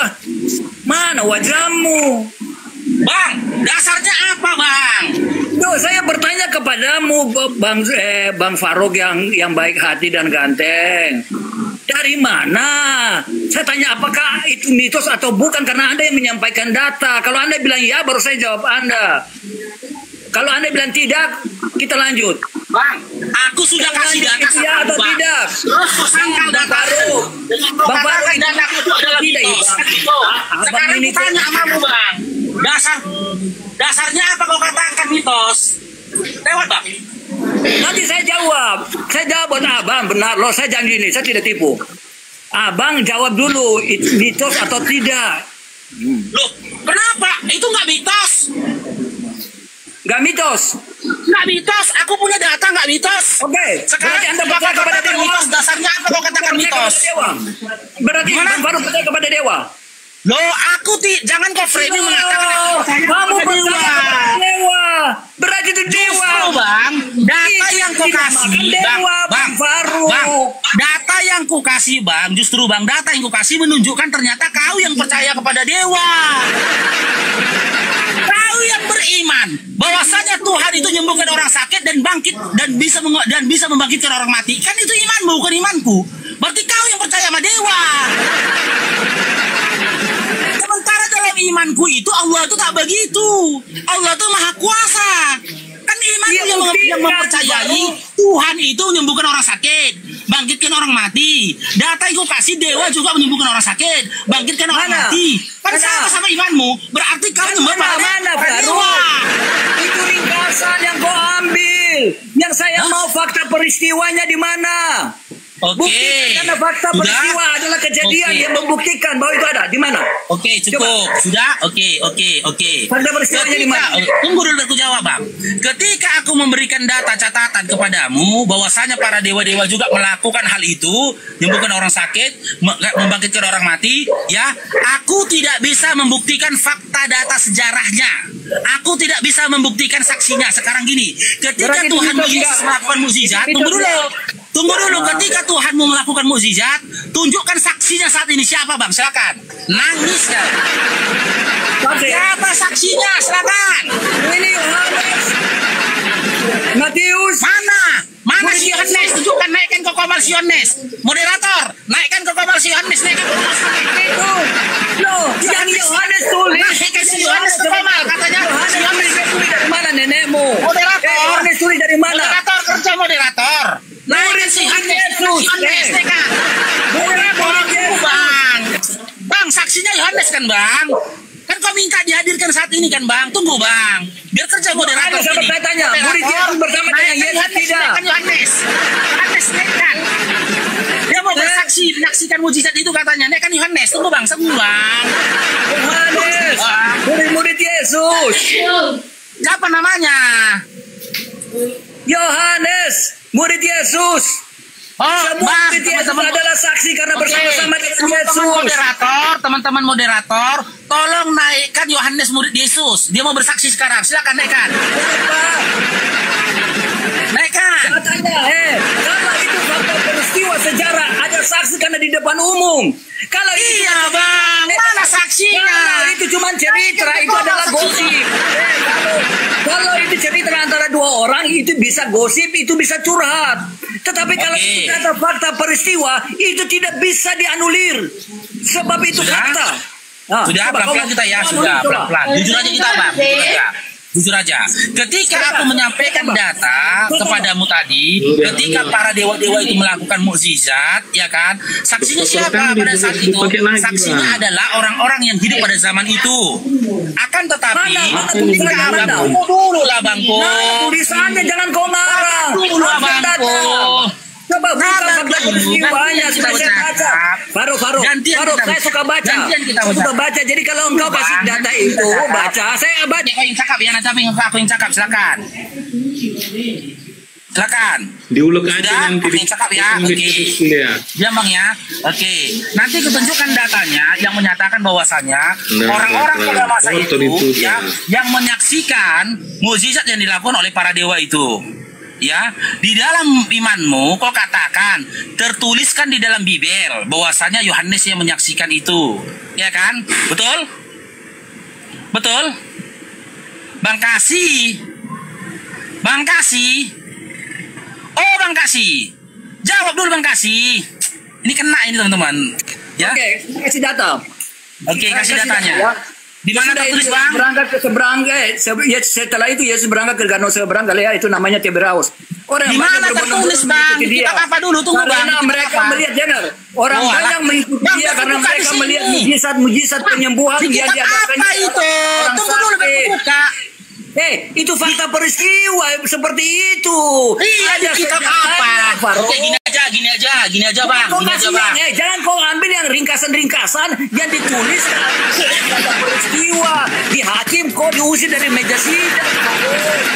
Yang gini aja bang. Yang hadir di tengah-tengah peristiwa itu, makanya memang adalah kebodohan bagi mereka yang akan tidak hadir di dalam 1 Korintus 1 nomor 21, maka Allah berkenan menyelamatkan mereka yang percaya oleh kebodohan pemberitaan Injil. Jadi jelas ketika Yesus membangkitkan Lazarus dari kematian, siapa saksinya bang? Ini ayat ya. Ini ayat. Jadi Dewa bukan menghujat, bukan menghina, tetapi berdasarkan dari pengakuan Paulus sendiri kalau dia adalah seorang perampok, seorang penyesat, seorang manusia sadis, kejam, mengerikan, dan yang lebih lagi dia adalah seorang pemuja kebodohan. Di situ ya. Silakan. Ketika Yesus melihat Maria menangis dan juga orang-orang Yahudi yang datang bersama-sama dengan dia dan orang-orang Yahudi, silakan maka masuklah hatinya. Dia sangat terharu dan berkata, di mana dia akan membandingkan? Jawab mereka, Tuhan, kalau misalkan ada yang lain, kita diskusi dengan yang lain aja. Kata orang-orang Yahudi, lihatlah betapa kasihnya kepadanya. Oke, lanjut ya, langsung di poin.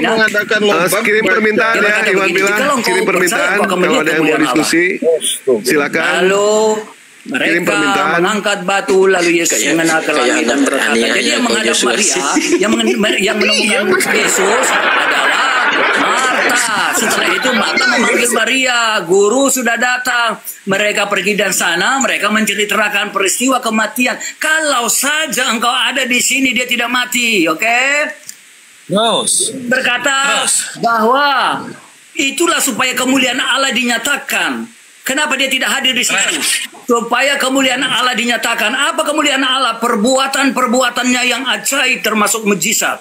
Jikalau engkau percaya, engkau akan melihat kemuliaan Allah. Dan dia berkata, Lazarus, marilah keluar. Orang yang telah mati itu datang keluar, kaki dan tangannya masih terikat dengan kain kapan, dan mukanya tertutup dengan kain pelu. Kata Yesus kepada mereka, bukalah kain-kain itu dan biarkanlah ia pergi. Jadi ada Marta, ada Maria, ada orang-orang yang di situ yang mengangkat batu-batu itu, berarti ada saksi-saksinya. Silakan. Sudah? Oke, diam ya. Ya, jangan dipatahkan aku ngomong ya. Tadi kau ngomong aku patahkan. Simak teman-teman. Hiburan dimulai. Di situ Yesus berkata, Lazarus, marilah keluar. Marilah keluar. Yesus tak berkata, Lazarus, bangkitlah dari kematian. Tak berkata begitu. Yesus tak berkata, bangkitlah Lazarus dari kematian. Lazarus, marilah keluar. Kenapa begitu? Antara Yesus dengan Lazarus berada pada ruangan yang berbeda. Yesus di luar, Lazarus di dalam. Dia itu tidur, itu bang, tidur. Dia bangunin orang tidur. Bukan bangkitkan orang mati. Sama halnya seperti Bang Faruk. Ketika Bang Faruk berkunjung ke rumah teman Bang Faruk, ya kan, Bang Faruk memanggil dia apa? Pulan, Putra, keluar, marilah keluar, ayo kita main bola. Kenapa saya memanggil seperti itu? Karena aku tahu si Putra itu bukan mati tapi tidur. Bang Soba, sementara panggilan Yesus mengatakan, Lazarus, marilah keluar. Sekarang jujur kau Bang kasih. Jujur kau Bang kasih. Mau kau roba ibelmu urusan mulai itu. Jujur kau. Ketika itu Yesus berkata, Lazarus, marilah keluar, atau Lazarus, bangkitlah dari kematian. Jawab. Jawab. Jawab. Silakan.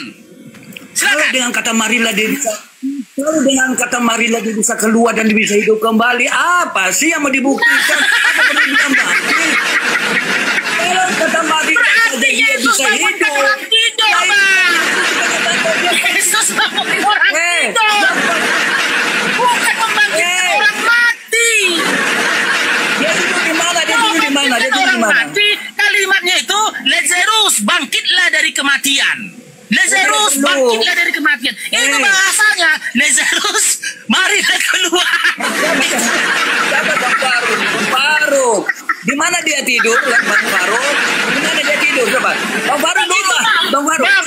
Bangkitkan gini loh, Bang. Sekarang dia bertanya, Di mana dia tidur? Di mana dulu dia tidur itu? Dengar, Di oke, mana? dengar, udah, oke. Dia tidur di mana? Ya, dengar dulu lah. Jawab saya dulu pertanyaan. Dia tidur di mana? Dia tidak berani kan? Dia tidak berani. Dia tidak berani. Coba dia tidur di mana? Oke, dengar ya. Dia tidur berapa hari? Jawab saya dulu. Dia tidak berani. Dia tidur di mana? Diamlah kau biar ku jawab. Tadi kita udah sepakat gantian. Udah, kalau kau mau ngomong lagi silakan ngomong. Aku diem. Silakan. Nanti aku ngomong, kau jangan ngomong. Silakan.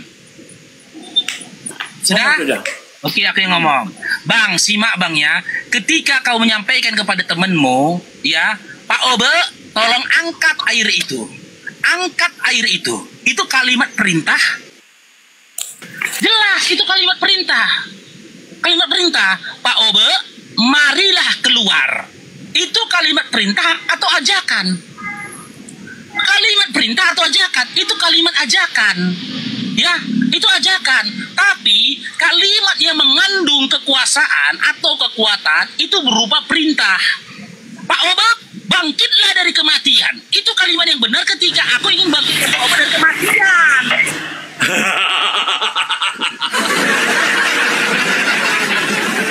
Sudah. Oke. Dengar dulu sikit lagi bang. Sekarang gini bang, kau cari ya di kitab manapun dalam Biblemu di mana Yesus mengatakan Lazarus bangkitlah dari kematian. Cari dulu bang, karena setauku bang, isi ayatnya itu Lazarus.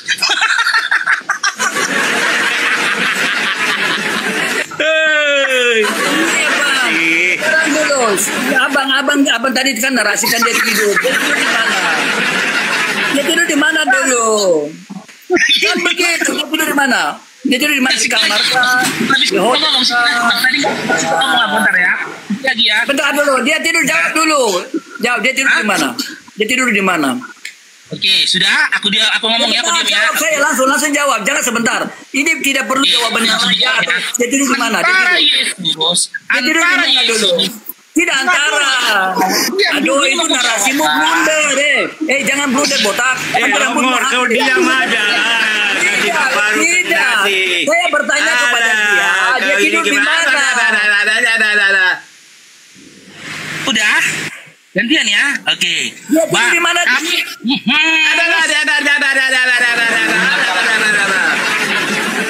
Gantian lah, oke?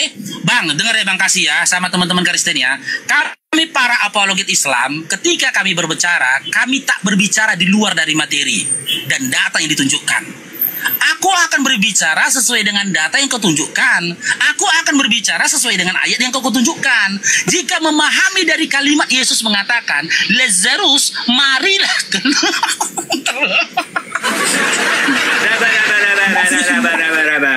Lazarus, marilah keluar. Dari kalimat itu kita bisa memahami bahwasanya antara Yesus ya dan Lazarus berada pada ruang dan tempat yang berbeda.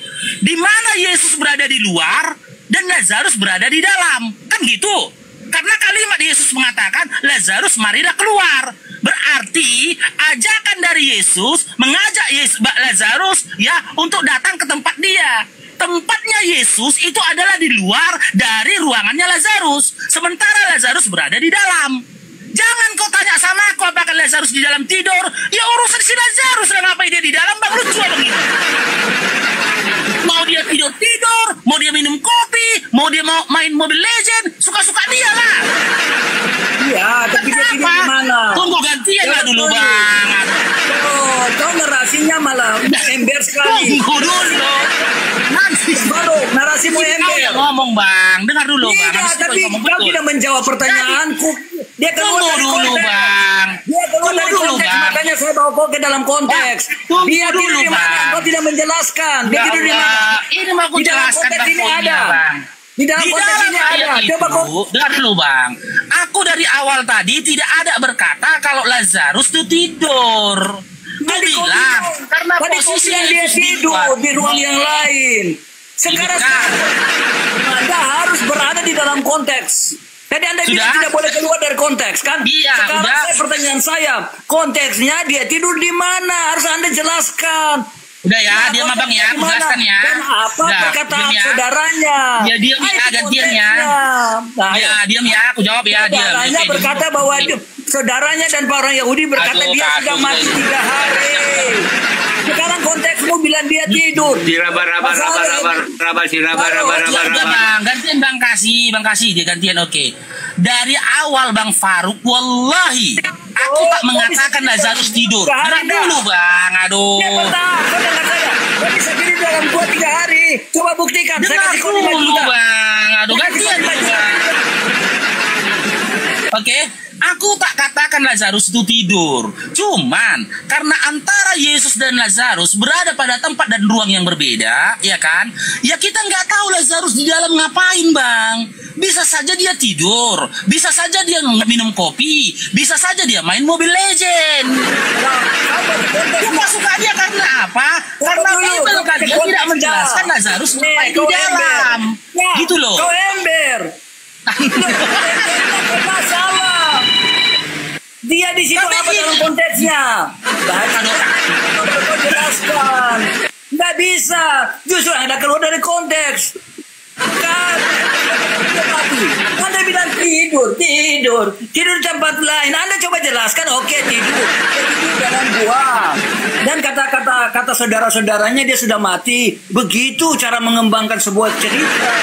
Berdasarkan fakta dari konteks itu, Faruk. Bukan kau ember kemana-mana, Faruk.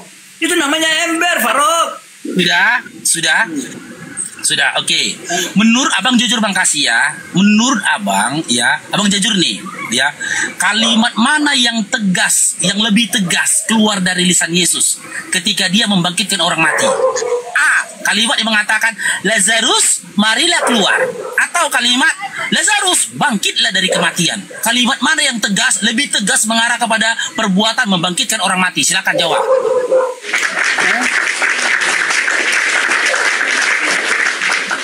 Marilah.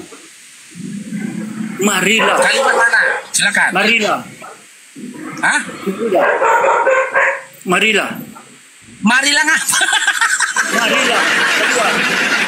Marilah ngapain, Bang? Marilah ngapain? Marilah keluar. Hah? Marilah keluar. Loh itu dasar. Longor kan? Longor. Itu dasar. Ada pula Bang, ada orang ngomong sama orang mati. Ada orang ngomong sama mati, "Hei Lazarus, marilah keluar." Orangnya mati. Ya. Lah itu nggak masuk akal.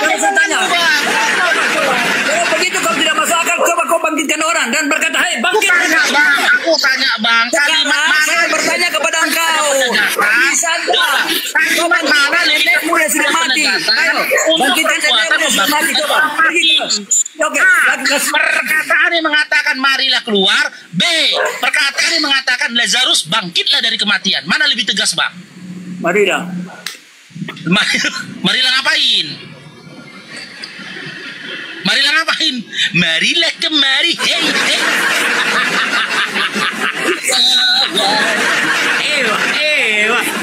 Marilah ngapain?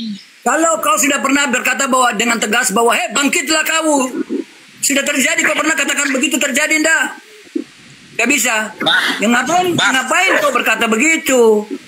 Kalau kau berkata bahwa itu menurut kau bahwa itu kata tegas. Kalau menurut kau itu kata tegas yang bisa membangkitkan orang, coba kau bangkitkan. Udah, sekarang gini Bang, abang jawab jujur Bang. Ketika ada orang yang berkata kepada mayat, mengatakan, "Hai mayat, marilah keluar."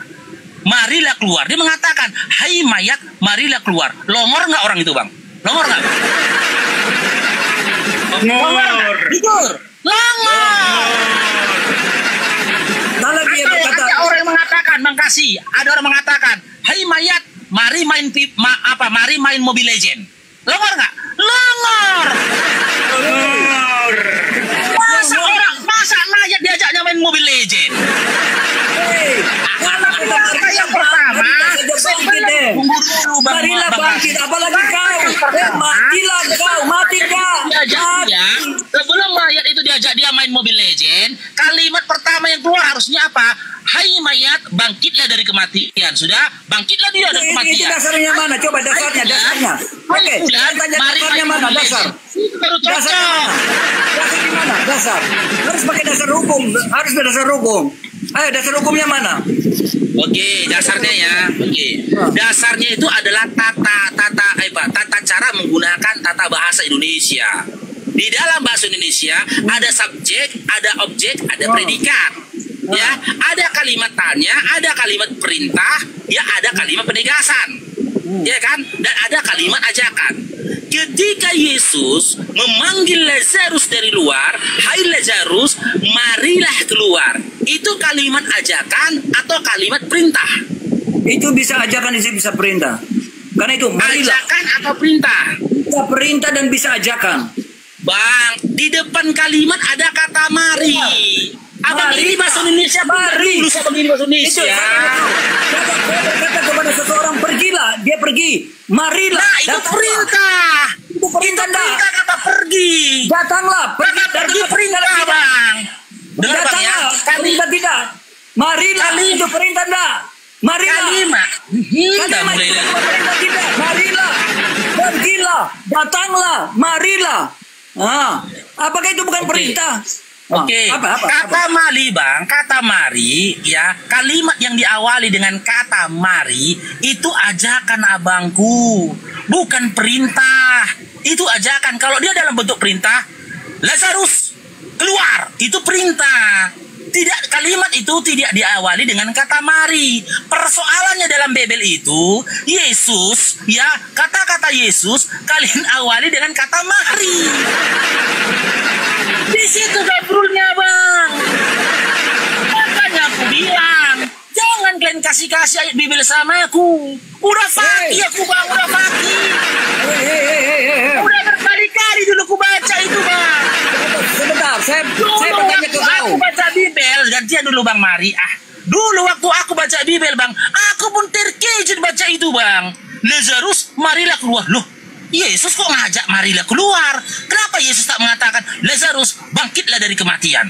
Itu penegasan. Ini ada yang salah ini pikir. Bahas lagi tentang marilah keluar. Berarti Yesus ada di luar, Lazarus ada di dalam. Antara Yesus dan Lazarus berada pada tempat dan ruang yang berbeda. Di mana Yesus mengajak Lazarus untuk tinggalkan ruang dia, mendatangi ruangnya Yesus. Yaitu di luar, Lazarus di dalam. Di mana bangkitkan orang matinya? Jangan kata-kata Yesus yang mengarah kepada membangkitkan Lazarus dari kematian.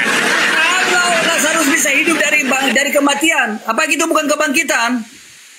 Kau belajar tapi tidak. Saya tanya, kalau orang mati dia bisa hidup, apakah dia tidak dibangkitkan? Oke bang, sekarang gini, abang dapat informasi dari siapa? Bahwasanya pada saat itu Lazarus benar-benar mati. Silakan.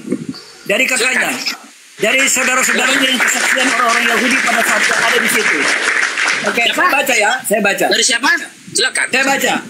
Saya tidak mau dari siapa, tapi saya baca. Ya silakan. Baca silakan. Hiburan kedua ini teman-teman ya, simak ya. Ini insya Allah hiburan kedua. Ketika Yesus melihat Maria menangis dan juga orang-orang Yahudi datang bersama-sama dengan dia, maka majulah hatinya ia sangat terharu. Sebentar. Tetapi sekarang pun dia tahu bahwa sebentar.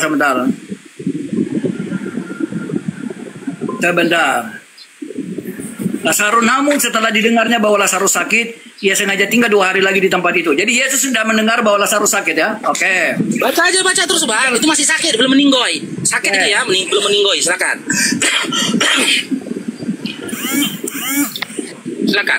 Karena itu Yesus berkata dengan terus terang. Waktu dia bilang tadi, Yesus berkata, Lazarus sudah mati. Tetapi syukurlah aku tidak hadir pada waktu itu sebab yang mengatakan Lazarus sudah meninggoy siapa bang? Yesus. Yesus. Baca lagi ayatnya. Yang mengatakan Lazarus sudah meninggoy siapa? Tetapi syukurlah. Karena itu Yesus berkata sebelum Yesus mengatakan Lazarus meninggoy, Yesus dapat informasi dari siapa Lazarus meninggoy? Silakan. Dia Maha tahu. Oh alah bang. Dengar. Baca lagi ayat sebelumnya bang. Maka kata murid-muridnya itu kepadanya, Tuhan, jikalau dia tertidur, tadi kan dia bilang tertidur, dia kasih perumpamaan. Iya, tertidur, ia akan sembuh, tetapi maksud Yesus ialah tertidur dalam arti mati, sedangkan sangka mereka Yesus berkata tentang tertidur dalam arti biasa. Karena itu Yesus berkata terus terang, Lazarus sudah mati. Jangan kau potong-potong ayatnya, Bang. Lanjutkan kau baca utuh supaya kau jangan longor. Lanjutkan lagi ayatnya ketika Maria berbicara kepada itu. Kau longor di situ. Kau mengerti bahasa Indonesia? Karena kau longor alias Lazarus itu saudara Yesus bukan? Lazarus adalah orang yang dikasihi oleh Yesus. Iya, dari garis keluarga termasuk keluarga Yesus enggak Lazarus? Tidak. Longor. Dari mana kau buka? Lanjutkan lagi kata-kata Maria tadi. Buka. Lazarus adalah keluarga Yesus. Buka. Lanjutkan lagi. Mana? Mana? Sebutkan mana? Sudah? Lanjut Maria ketika ketemu Yesus. Memberitahu kabar tentang Lazarus. Kan gitu awalnya kan, Bang? Kan Maria yang menyampaikan, Maria saudara Lazarus kan yang menyampaikan kabar tentang Lazarus kepada Yesus kan, Bang? Betul? Nah, betul. Dan mengatakan Lazarus meninggal, yang pertama kali kan mengkabarkan itu kan Maria kepada Yesus kan, Bang? Berdasarkan ayat itu kan, Bang? Iya kan? Lalu perkataan itu diulangi oleh Yesus dengan mengatakan Lazarus sudah meninggal, sudah meninggal, iya kan? Nah, ketika Maria menyampaikan kabar tentang keadaan Lazarus, di mana Lazarus saat itu, Bang? Jawa. Lazarus di dalam kubur. Di mana Lazarus saat itu, Jawa? Lazarus sudah di dalam kubur, di gua. Di mana? Mereka sudah taruh dia di dalam gua kematian. Di mana? Di dalam gua kematian. Di dalam gua. Oke, kasih ayatnya. Lazarus berada di dalam gua kematian. Kasih ayatnya, silakan. Di mana? Di mana tertulis Lazarus berbaring di gua kematian? Silakan. Tuhan, marilah dan lihatlah. Maka menangislah Yesus, kata orang Yahudi, lihatlah betapa kasihnya kepada tetapi orang antara. Sebentar. Tuhan, ia sudah berbau sebab sudah ia pergi ke kubur itu. Lalu ia pergi ke kubur itu. Kubur itu adalah sebuah gua yang tertutup dengan batu. Kata Yesus, angkat batu itu. Marta, saudara orang yang meninggal itu berkata kepadanya, Tuhan, ia sudah berbau sebab sudah 4 hari ia mati. Jawab Yesus, bukankah sudah kukatakan kepadamu, jikalau engkau percaya engkau akan melihat kemuliaan Tuhan Allah. Sudah.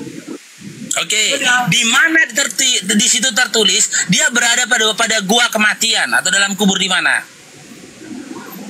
Lu Anda ini longor, benar-benar longor. Orang bau itu harus mati. Gak mandi 4 hari pun bau, Bang, bau. Sekarang ada Bang ini. Yang bau itu gak harus mati, Bang. Gak mandi kok 3 hari bau, kau bau. Bau, kau bikin dalil menjadi mati yang gak ada kau.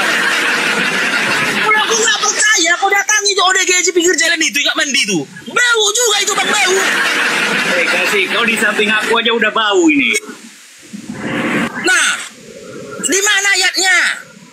Ketika Maria menyampaikan Maria saudara Lazarus menyampaikan kabar tentang Lazarus tidak ada di sisinya. Dan dia mengatakan Lazarus 4 hari. Dia sudah berbau karena sudah 4 hari di situ. Berarti antara Maria saudara Lazarus 4 hari lamanya tidak bertemu, Bang. 4 hari lamanya tidak bertemu. Lama-lama begitu ketika Lazarus keluar dari tempat itu, dikatakan Lazarus bangkit dari kematian. Nggak nyambung, Bang, nggak nyambung. Iya, saya baca ke kau datanya ya. Ayatnya yang kedua. Di mana? Tunggu di mana? Di mana tertulis? Kitab apa? Di dalam Yohanes 11 ayat 21 kata Marta kepada Yesus, Tuhan, sekiranya engkau ada di sini, saudaraku pasti tidak mati. Longor. Dengarkan, terbuktikan. Berarti Yesus. Ulang lagi, Bang, tolong, Bang, ulang lagi baca, Bang, ayatnya, Bang. Ulang lagi, Bang. Ya Allah. Ya Allah. Ulang lagi, Bang. Dengar di ayat 10. Yesus berkata dengan terus terang kepada murid-muridnya. Ulang lagi, Bang, yang isi Marta tadi, Bang. Ulang lagi si Marta katakan kepada murid-muridnya bahwa tidak, dia tertidur. Ayatnya di atas. Bang, si Marta tadi kita ulangin, Bang. Si Marta tadi tertidur. Dengar, maka kata murid-murid itu kepadanya, Tuhan, jikalau ia tertidur, ia akan sembuh. Ia tertidur. Jadi dia berkata kepada murid-muridnya. Setelah itu, Yesus Tuhan, dia bilang, Marta, maka Yesus tiba, didapatinya Lazarus. Jadi di tengah jalan, mereka sudah berbincang murid dengan Yesus. Tetapi Yesus berkata bahwa dia tertidur, tapi maksudnya mati. Tiba, didapatinya Lazarus setelah 4 hari berbaring di dalam Lalu ayat 21 dikatakan bahwa Marta kepada Yesus, Tuhan, sekiranya Engkau ada di sini, saudaraku tidak akan mati. Tadinya di awal mengatakan dia mati Marta kan? Tidak mengatakan dia mati Marta kan? Habis itu Yesus jelaskan harusnya dia Oke, yang mengatakan Lazarus meninggal, Yesus atau Marta? Makasih. Yang mengatakan Lazarus meninggal, Yesus atau Marta? Yesus mengatakan dan Marta juga mengatakan. Oke, sebutkan kasih satu ayat di mana di situ Yesus mengatakan dia meninggal. Karena setahu Bang Faruk, Yesus mengatakan Lazarus tertidur. Lazarus tidur. Kitab Yohanes di mana dalam kitab Yohanes 12 Yesus mengatakan Lazarus meninggal. Karena di situ tertulis Yesus mengatakan Lazarus tidur. Dengar, karena ayat 14, karena itu Yesus berkata dengan terus terang, Lazarus sudah mati. Ember. Bentar. Tunggu, bentar. Di dalam Yohanes ini aku buka data kok ya. Yohanes 12 tadi ya. Kasih. Baca sendiri. Yohanes berapa? Iya, Yohanes 12 ayat berapa tadi? Cari. Yohanes 12 itu bicara tentang apa? Yohanes 12 gitu ya. bicara tentang apa? Bukan bibirnya weh. Yohanes 12 bicara tentang apa? Makanya dia tadi nggak berani nunjukkan nggak berani ngasih ke kita nama kitabnya, dan nomor ayatnya nggak mau dia. Diputar. Tadi saya kasih Yohanes berapa? Apa saya dalam perjalanan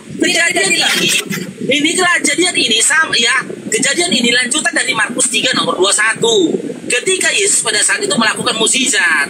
Inilah mukjizat ini dilakukannya pada hari Sabat. Ini kisahnya ini. Buka dia. Ya kan? Sebentar, buka di Yohanes 11. Yohanes 11 cepat. Oke, Yohanes 11 nomor 14. Nomor 14. Simak ya. Tengok. Kasih, kau jangan injak kakiku. Ngomong-ngomong aja kau.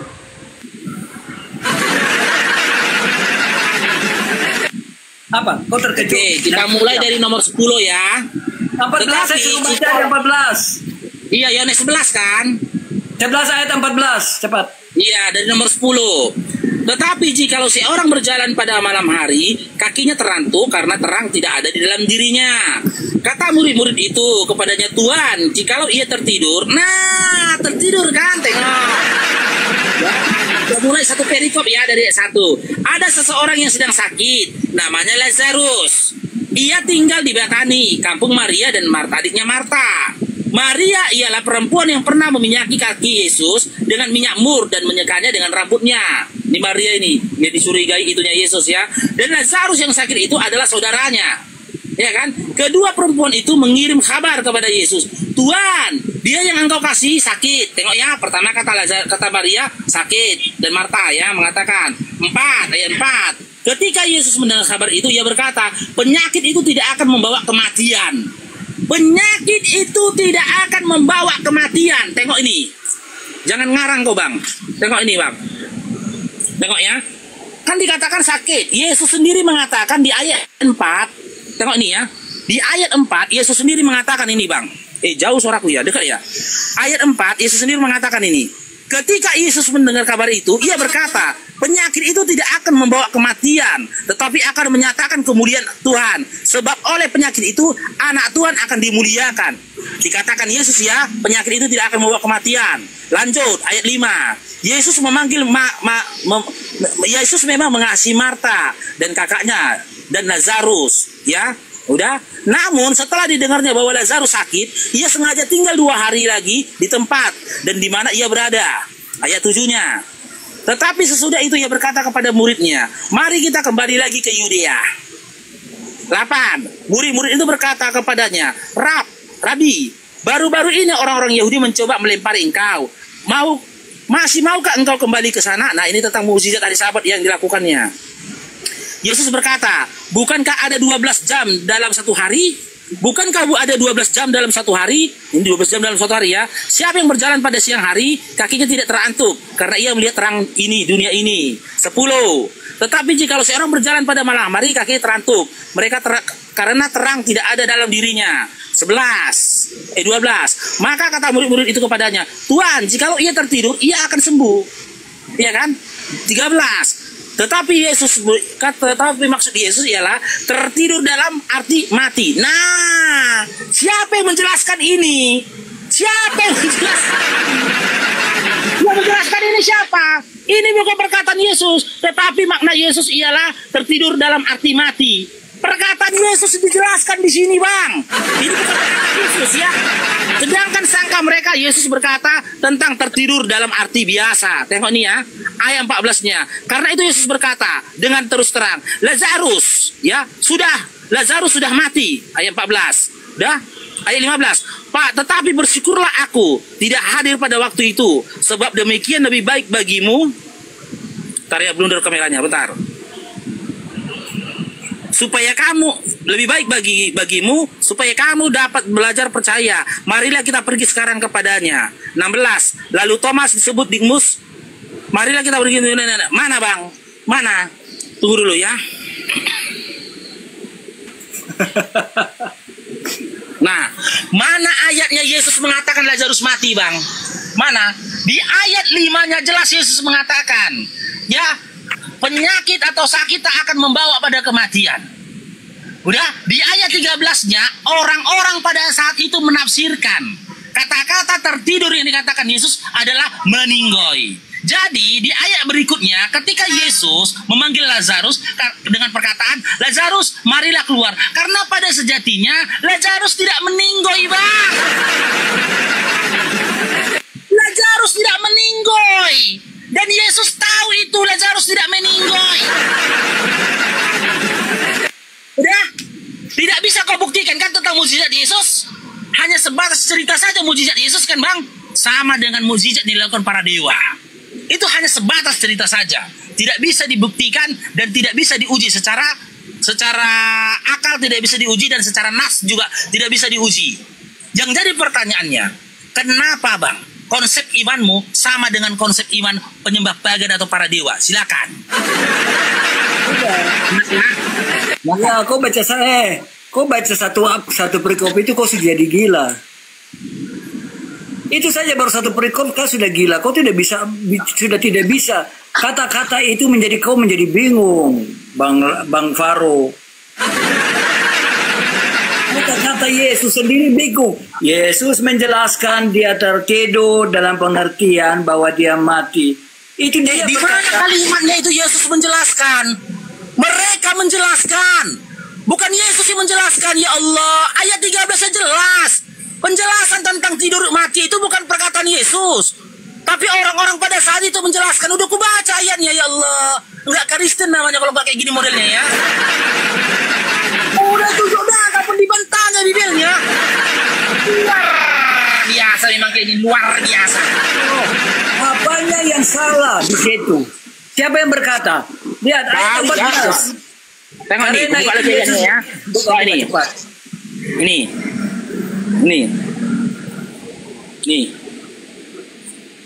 Nih. Kau ngarang aja kau. Nih ya. Dimulai dari nomor 11 ini, tengok nih. Kata murid-murid itu kepadanya, Tuhan, jikalau ia tertidur, ia akan sembuh. Sudah? Tengok nih. Tetapi maksud Yesus ialah, nah ini penjelasan siapa, Bang? jika ini penjelasan Yesus, Yesus akan berkata, maksud dari perkataanku adalah tertidur sama dengan mati. Itu penjelasan dari orang yang berkata.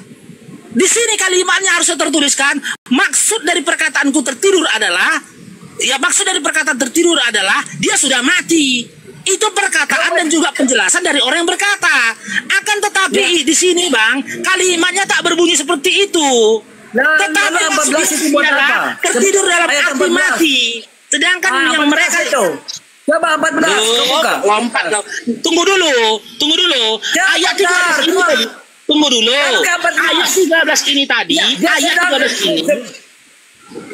Bang, ayat 13 ini tadi penjelasan bahwasanya Yesus ini, bahwasanya Lazarus ini, bahwasanya tunggu dulu ya. Ayat 13 ini penjelasan dari Yesus sendiri atau pemahaman dari murid-murid? Itu Yohanes yang menulis. Mereka karena dia hadir di situ. Tulisan ayat 13 ini penjelasan dari Yesus sendiri atau pemahaman dari murid-murid? Itu dari Yohanes, karena ini tulisan Yohanes. Yohanes ada di situ dan Yohanes bertulis bahwa maksud Yesus yang tertidur dari arti mati. Pemahaman dari Yohanes kan? Sangka mereka. Pemahaman dari Yohanes kan? Iya, dengar, sangka mereka murid-murid Yesus berkata tentang tertidur dalam arti biasa. Apa kata Yesus di ayat 14? Yang kau mintakan kata Yesus di ayat 14. Sekarang ayat 14 kau baca. Iya, berarti ayat 13 tadi pemahaman Yohanes bukan? Oke, Yohanes tulis berdasarkan perkataan Yesus. Bang, ku tanya dulu Bang. Berarti ayat tadi pemahaman Yohanes kan Bang? Oke, terus kenapa? Ya kan, pemahaman Yohanes kan? Ya. Jawab dulu. Ayat tadi itu pemahaman Yohanes. Iya, Yohanes yang menulis kitab ini. Oke, pemahaman Yohanes. Oke, sekarang kau jawab sama aku Bang. Kau jawab sama aku sekarang Bang. Udah, jangan jawab, itu sudah jawab. Sekarang kau baca. Oke, sekarang jawab pertanyaanku. Ketika kejadian itu terjadi, Bang, ketika Lazarus dan ketika Yesus bangkitkan orang mati, di mana Yohanes pada saat itu? Silakan. Loh, dia ada di situ. Mana ayatnya? Dia mengatakan dia ada di situ. Ini dia tulis ini. Mana ayatnya? Ini dia tulis. Mana ayatnya bahwasanya Yohanes ada di situ? Mana ayatnya? Loh, murid-murid itu. Bang, mana ayatnya? Mana Yesus pergi di situ murid-murid mengikuti dia. Jadi tidak perlu lagi dijelaskan bahwa siapa dia. Kalau dikatakan murid berarti 12 murid. Bang, mana ayatnya? Bahwasanya Yohanes ada di situ, mana ayatnya?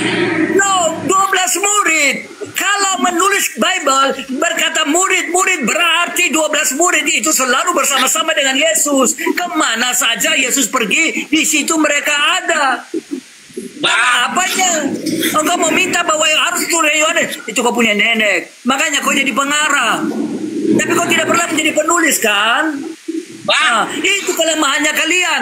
Bukan seorang penulis, tetapi bikin diri seperti penulis. Makanya kalian tidak ayatnya. Jadi kalau begini Faruk, Anda orang lain harus memahami secara keseluruhan komprehensif konsep penulisannya. Kalau Anda mau jadi penulis, Anda masuk ke dalam dirinya. Anda memahami dia.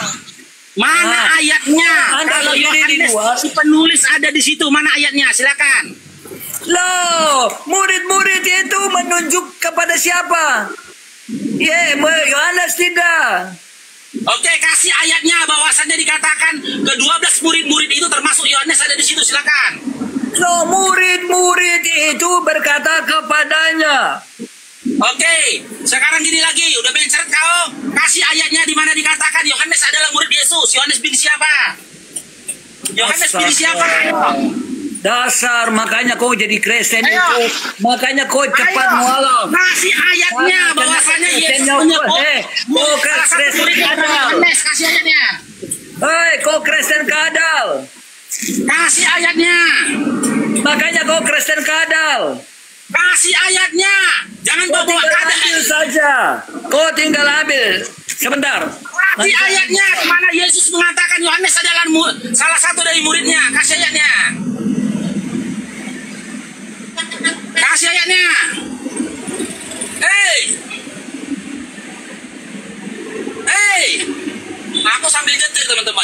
bawa pasien ini. Bang Faru bawa pasien.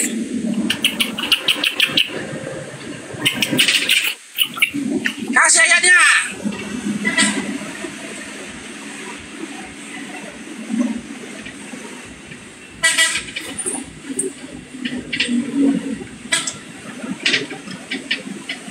Nanti saya kasih kau ayat. Tunggu. Kasih ayatnya. Ya. Di mana di Yesus menyebut salah satu dari muridnya bernama Yohanes? Kasih ayatnya. Ini Mana? baru. Sebentar. Pantesan kau masuk Islam karena kau tidak kau Kristen kadal. Mana kau? Satu sudah ada apa masih data. Ngarang aja modal comor aja Jadi Kristen kadal tuh seperti begitu. Mana ayatnya? Sebentar. Mana ayatnya? Kasih datanya di mana Yesus mengatakan salah satu dari muridnya bernama Yohanes. Mana? Astaga. Mana? Sudah tidak saya tinggalkan untuk hal yang anak-anak saya punya anak-anak sering belajar itu. Sekarang kau suruh saya buka lagi, saya kasih kau data. Terlalu banyak data dalam data. Iya, nanti saya kasih tinggal buat kau. Salah satu dari murid dia bernama Yohanes yang hadir pada saat Lazarus bangkit dari kematian. Mana ayatnya? Aduh, kedua belas orang ditetapkannya itu adalah Simon Petrus yang dibernamai Petrus, Yakobus, anak Zebedeus, dan Yohanes, saudara Yakobus. Anda baca di Markus 3 ayatnya yang ke-16, ke-17. Cepat. Oke. Dikatakan di situ ke-12 murid itu, ya kan? Ke-12 murid itu. Yesus yang memanggil nama murid-muridnya atau si penulis yang menyebutkan nama-nama Yesus, nama-nama murid Yesus?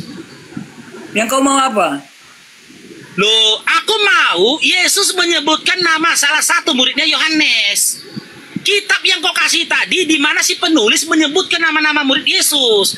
Nggak usah kau tipu-tipu aku kasih.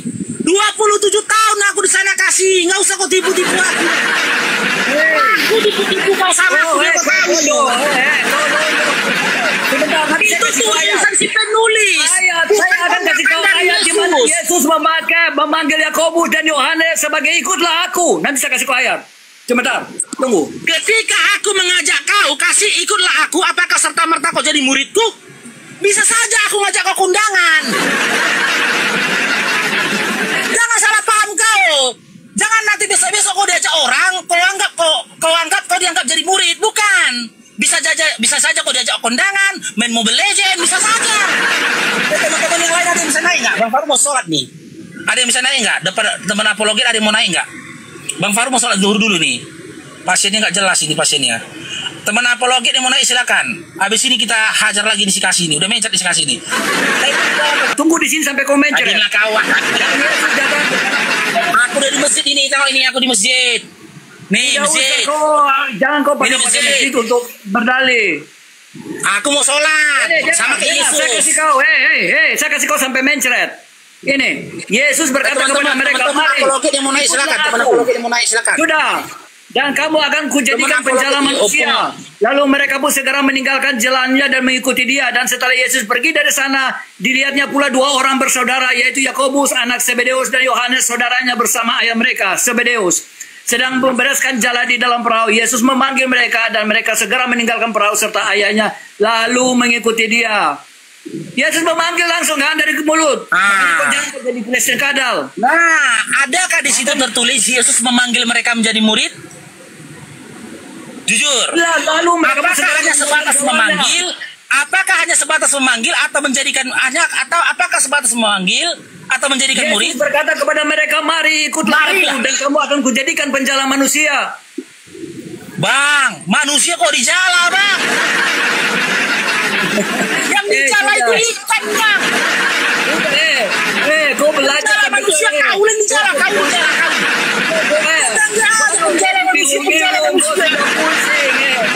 Sudah setengah mati. Aku minta ayat di mana Yesus mengangkat mereka jadi murid. Bukan Yesus mengajak mereka menjala manusia. Kau melawan aja kau. Ada kau supaya kau kembali kepada Kristen. Oke, jujur. Kau susah. Kau percaya siapa? Yang kau percaya kepada sebentar. Yang pantas kali jala itu pantas dinisbatkan untuk jala ikan atau jala manusia. Naik Bang Naga, naik. Jala ikan atau jala manusia? Yang kau pikir manusia selalu dengan kiasan dan perumpamaan. Maka engkau harus melihat itu dalam konteksnya apa. Oke, tanya lagi. Sebutkan disiplin ilmu apa dalam iman Kristen memaknai satu ayat kiasan atau bukan kiasan. Silakan. Disiplin ilmu apa? Di situ Anda tinggal melihat. Disiplin ilmu apa namanya? Suka-suka kalian aja. Kenapa? Nggak cocok sama kau bilang kiasan. Perumpamaan. Nggak perumpamaannya kau bilang perumpamaan. Bang Naga, lanjut dulu Bang Naga. Aku mau sholat. Nggak mungkin karena ini aku nggak sholat. Nggak betul itu. Oke, lanjut aja. Sholat. Jangan kau lari, menceret kau. Nggak ada lari, sholat, sholat, nggak ada lari masa. Begitu. Selesai tanggung jawab. Kenapa kau lari menceret kau? Nggak boleh sholat. Oh, hebat kali nih. Kafir. Sholat nanti juga bisa. Sholat gugu. berapapun bisa. Menghadap Tuhan itu tidak perlu pakai jam. Kalau senang kau turun aja kau. Jam berapa saja kita bisa sholat sembahyang. Kaki itu aja kau injak-injak. Mau minta dukungan. Kita bisa sembahyang. Berdua kau. Ayo selesaikan. Jangan minta selesai kau. Turun bawah kau dulu makan denda kau. Kita menyembah.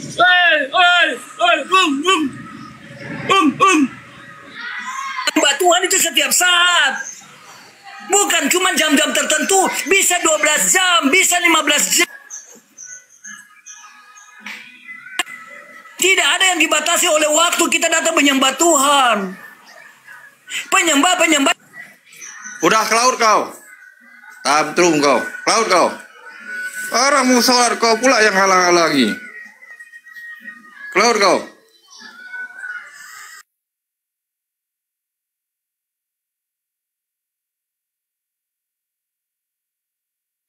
Iya, sok ngatur pula dia.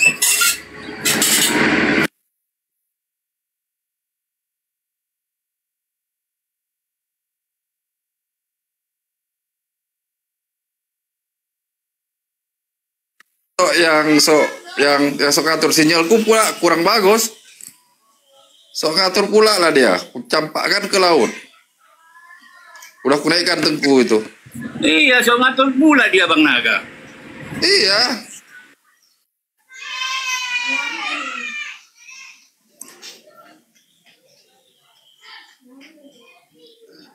Sebenarnya The King. Moderator di bawah, The King, tolong naikkan sinyalku kurang bagus, mati lampu pula yang di sini mulai tadi. Makanya kau terpental tadi. Sebenarnya itu kasih itu udah tergoncang Bang Naga. Iya, udah. Begitu Bang Faruk buat narasi yang soal ketiduran itu.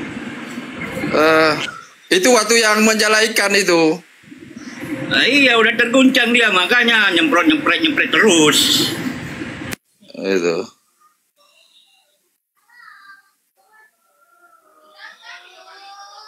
Bentar, aku naik satu orang dulu ya, biar ada yang Pak Ube bisa ngobrol ya. Ini aku mau jalan sebentar ke kantor. Assalamualaikum, Abdul Aziz. Assalamualaikum, Abdul Aziz. Abdul Aziz.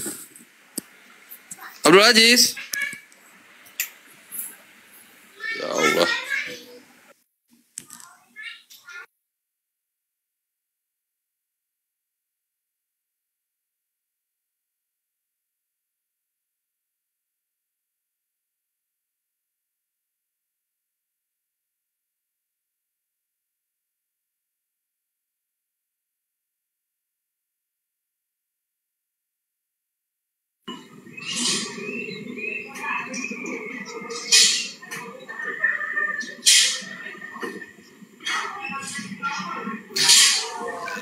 Assalamualaikum warahmatullahi wabarakatuh semua.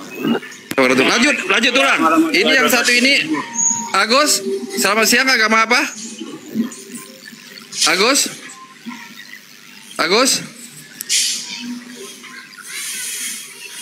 Tulang. Lanjut ya ngobrol dengan Pak dengan Pak Ube ya. Aku mau jalan sebentar nih, takut di atas motor biar gak sepi room ya. Oke. Ya tadi harus dari Komalisi Tanjung tadi. Hotelnya udah kabur. Ya, bagaimana kabar Bang Faruk, Bang Obey? Alhamdulillah, kabar baik Pak, terima kasih. Bang Faruk itu lagi sholat itu. Oh lagi sholat. Iya tadi kayak rame tadi di sini. Ada siapa aja tadi? Aku sempat di bawah tadi. Ini Pak Obed di mana posisi maaf? Oh kalau saya posisi di Singapura Pak. Wah Masya Allah jauh banget ya. Kayak itu ada Ustadz apa tuh, saya tuh di Singapura juga beliau itu. Oh begitu. Abu apa gitu lupa saya itu. Kalau saya posisinya sekarang posisi melayang-layang di atas air Pak. Oh, Masya Allah luar biasa main di air ya. Luar biasa. Sinyal tapi ada tapi Pak ya di sana ya di atas air ya. Mana Pak? Sinyal tapi ada di atas air ya Pak ya. Takutnya terganggu gitu dengan jaringan gitu. Iya betul. Ya soalnya pengalaman saya pernah di tengah laut sinyalnya susahnya nauzubillah soalnya. Kalau saya di sini kalau sempat di perbatasan antara Singapura sama Malaysia itu yang sering terganggu jaringan Pak. Oh gitu. Iya. Ini mana nih yang merasa ini silahkan naik, silahkan minta permintaan naik, ngapain. Tadi saya habis dari Komal sebelah Pak, ada juga tadi. Nggak ada naga tidak berani lawan saya. Apa pula? Tulang. Gimana ini? Suruh ketik agamanya Kristen, nanti Tulang panggil saya berhenti di tengah jalan, saya naikkan. Suruh ketik agamanya Kristen yang mau naik, nanti yang saya naikkan bilang. Yang saya naikkan, nanti Tulang panggil saya. Tuh, buat teman-teman yang Kristen silahkan ajukan permintaan naik, ketik agamanya apa, kalau mau minta naik silahkan gitu. Nanti ini diterima untuk naik ke roh. Iya Pak Munawir, sudah lanjut aja, kebetulan saya masih pandu nih, harus perlu konsentrasi gitu, saya siap. dulu. Makasih ya Pak ya. Siap. Ini saya ditinggal sendiri nih cerita. Kalau Pak Munawir saya percaya ditinggal sendiri, bisa dilibas itu. Aduh. Ayo silakan yang namanya Kaisar Juntak naik ke Juntak, naik ke Juntak, le Juntak. Kalau memang ini naik ke atas, agar tidak berani lawan saya. Aduh. Naik le Juntak, naik. Kita diskusi di atas. Ajukan permintaan naik.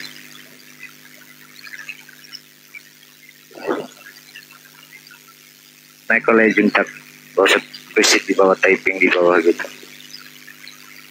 Kita diskusikan di atas lah ya.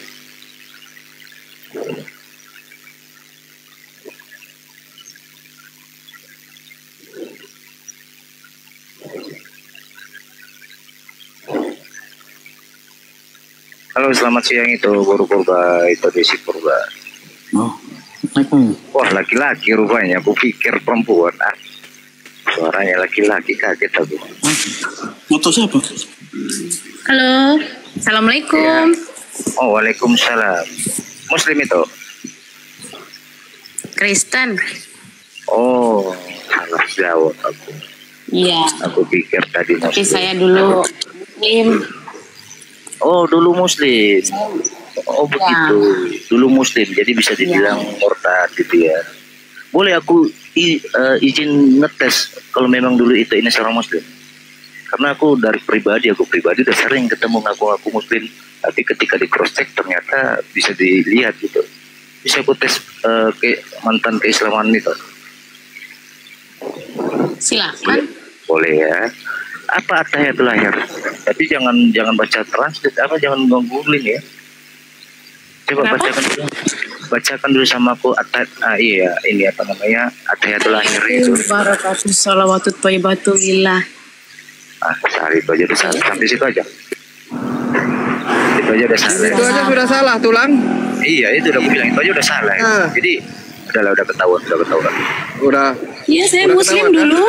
Iya, udah ketahuan kan? Boleh sah-sah aja ngaku wah, saya dulu Muslim. Tapi kan kalau di cross check nanti kan ternyata kan emang dari lahirnya udah Kristen gitu loh. Enggak, saya Muslim. Kamu bisa lihat itu saya, kontak saya itu kan ada kelihatan orang tua saya pakai jilbab. Saya dulu juga gini toh. Kalau bicara pakai jilbab, mohon maaf sekali, nggak sedikit saya temukan sekarang ini orang Kristen tuh pakai jilbab.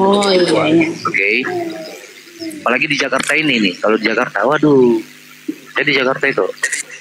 Ya. Saya dari Medan. Saya tinggal domisili di Jakarta, cuman sekarang posisi saya lagi di Medan kebetulan, lagi ada urusan. Jadi saya orang Sumatera juga, cuman saya tinggal di Jawa Barat gitu. Gitu. Iya, gitu. Ibu saya juga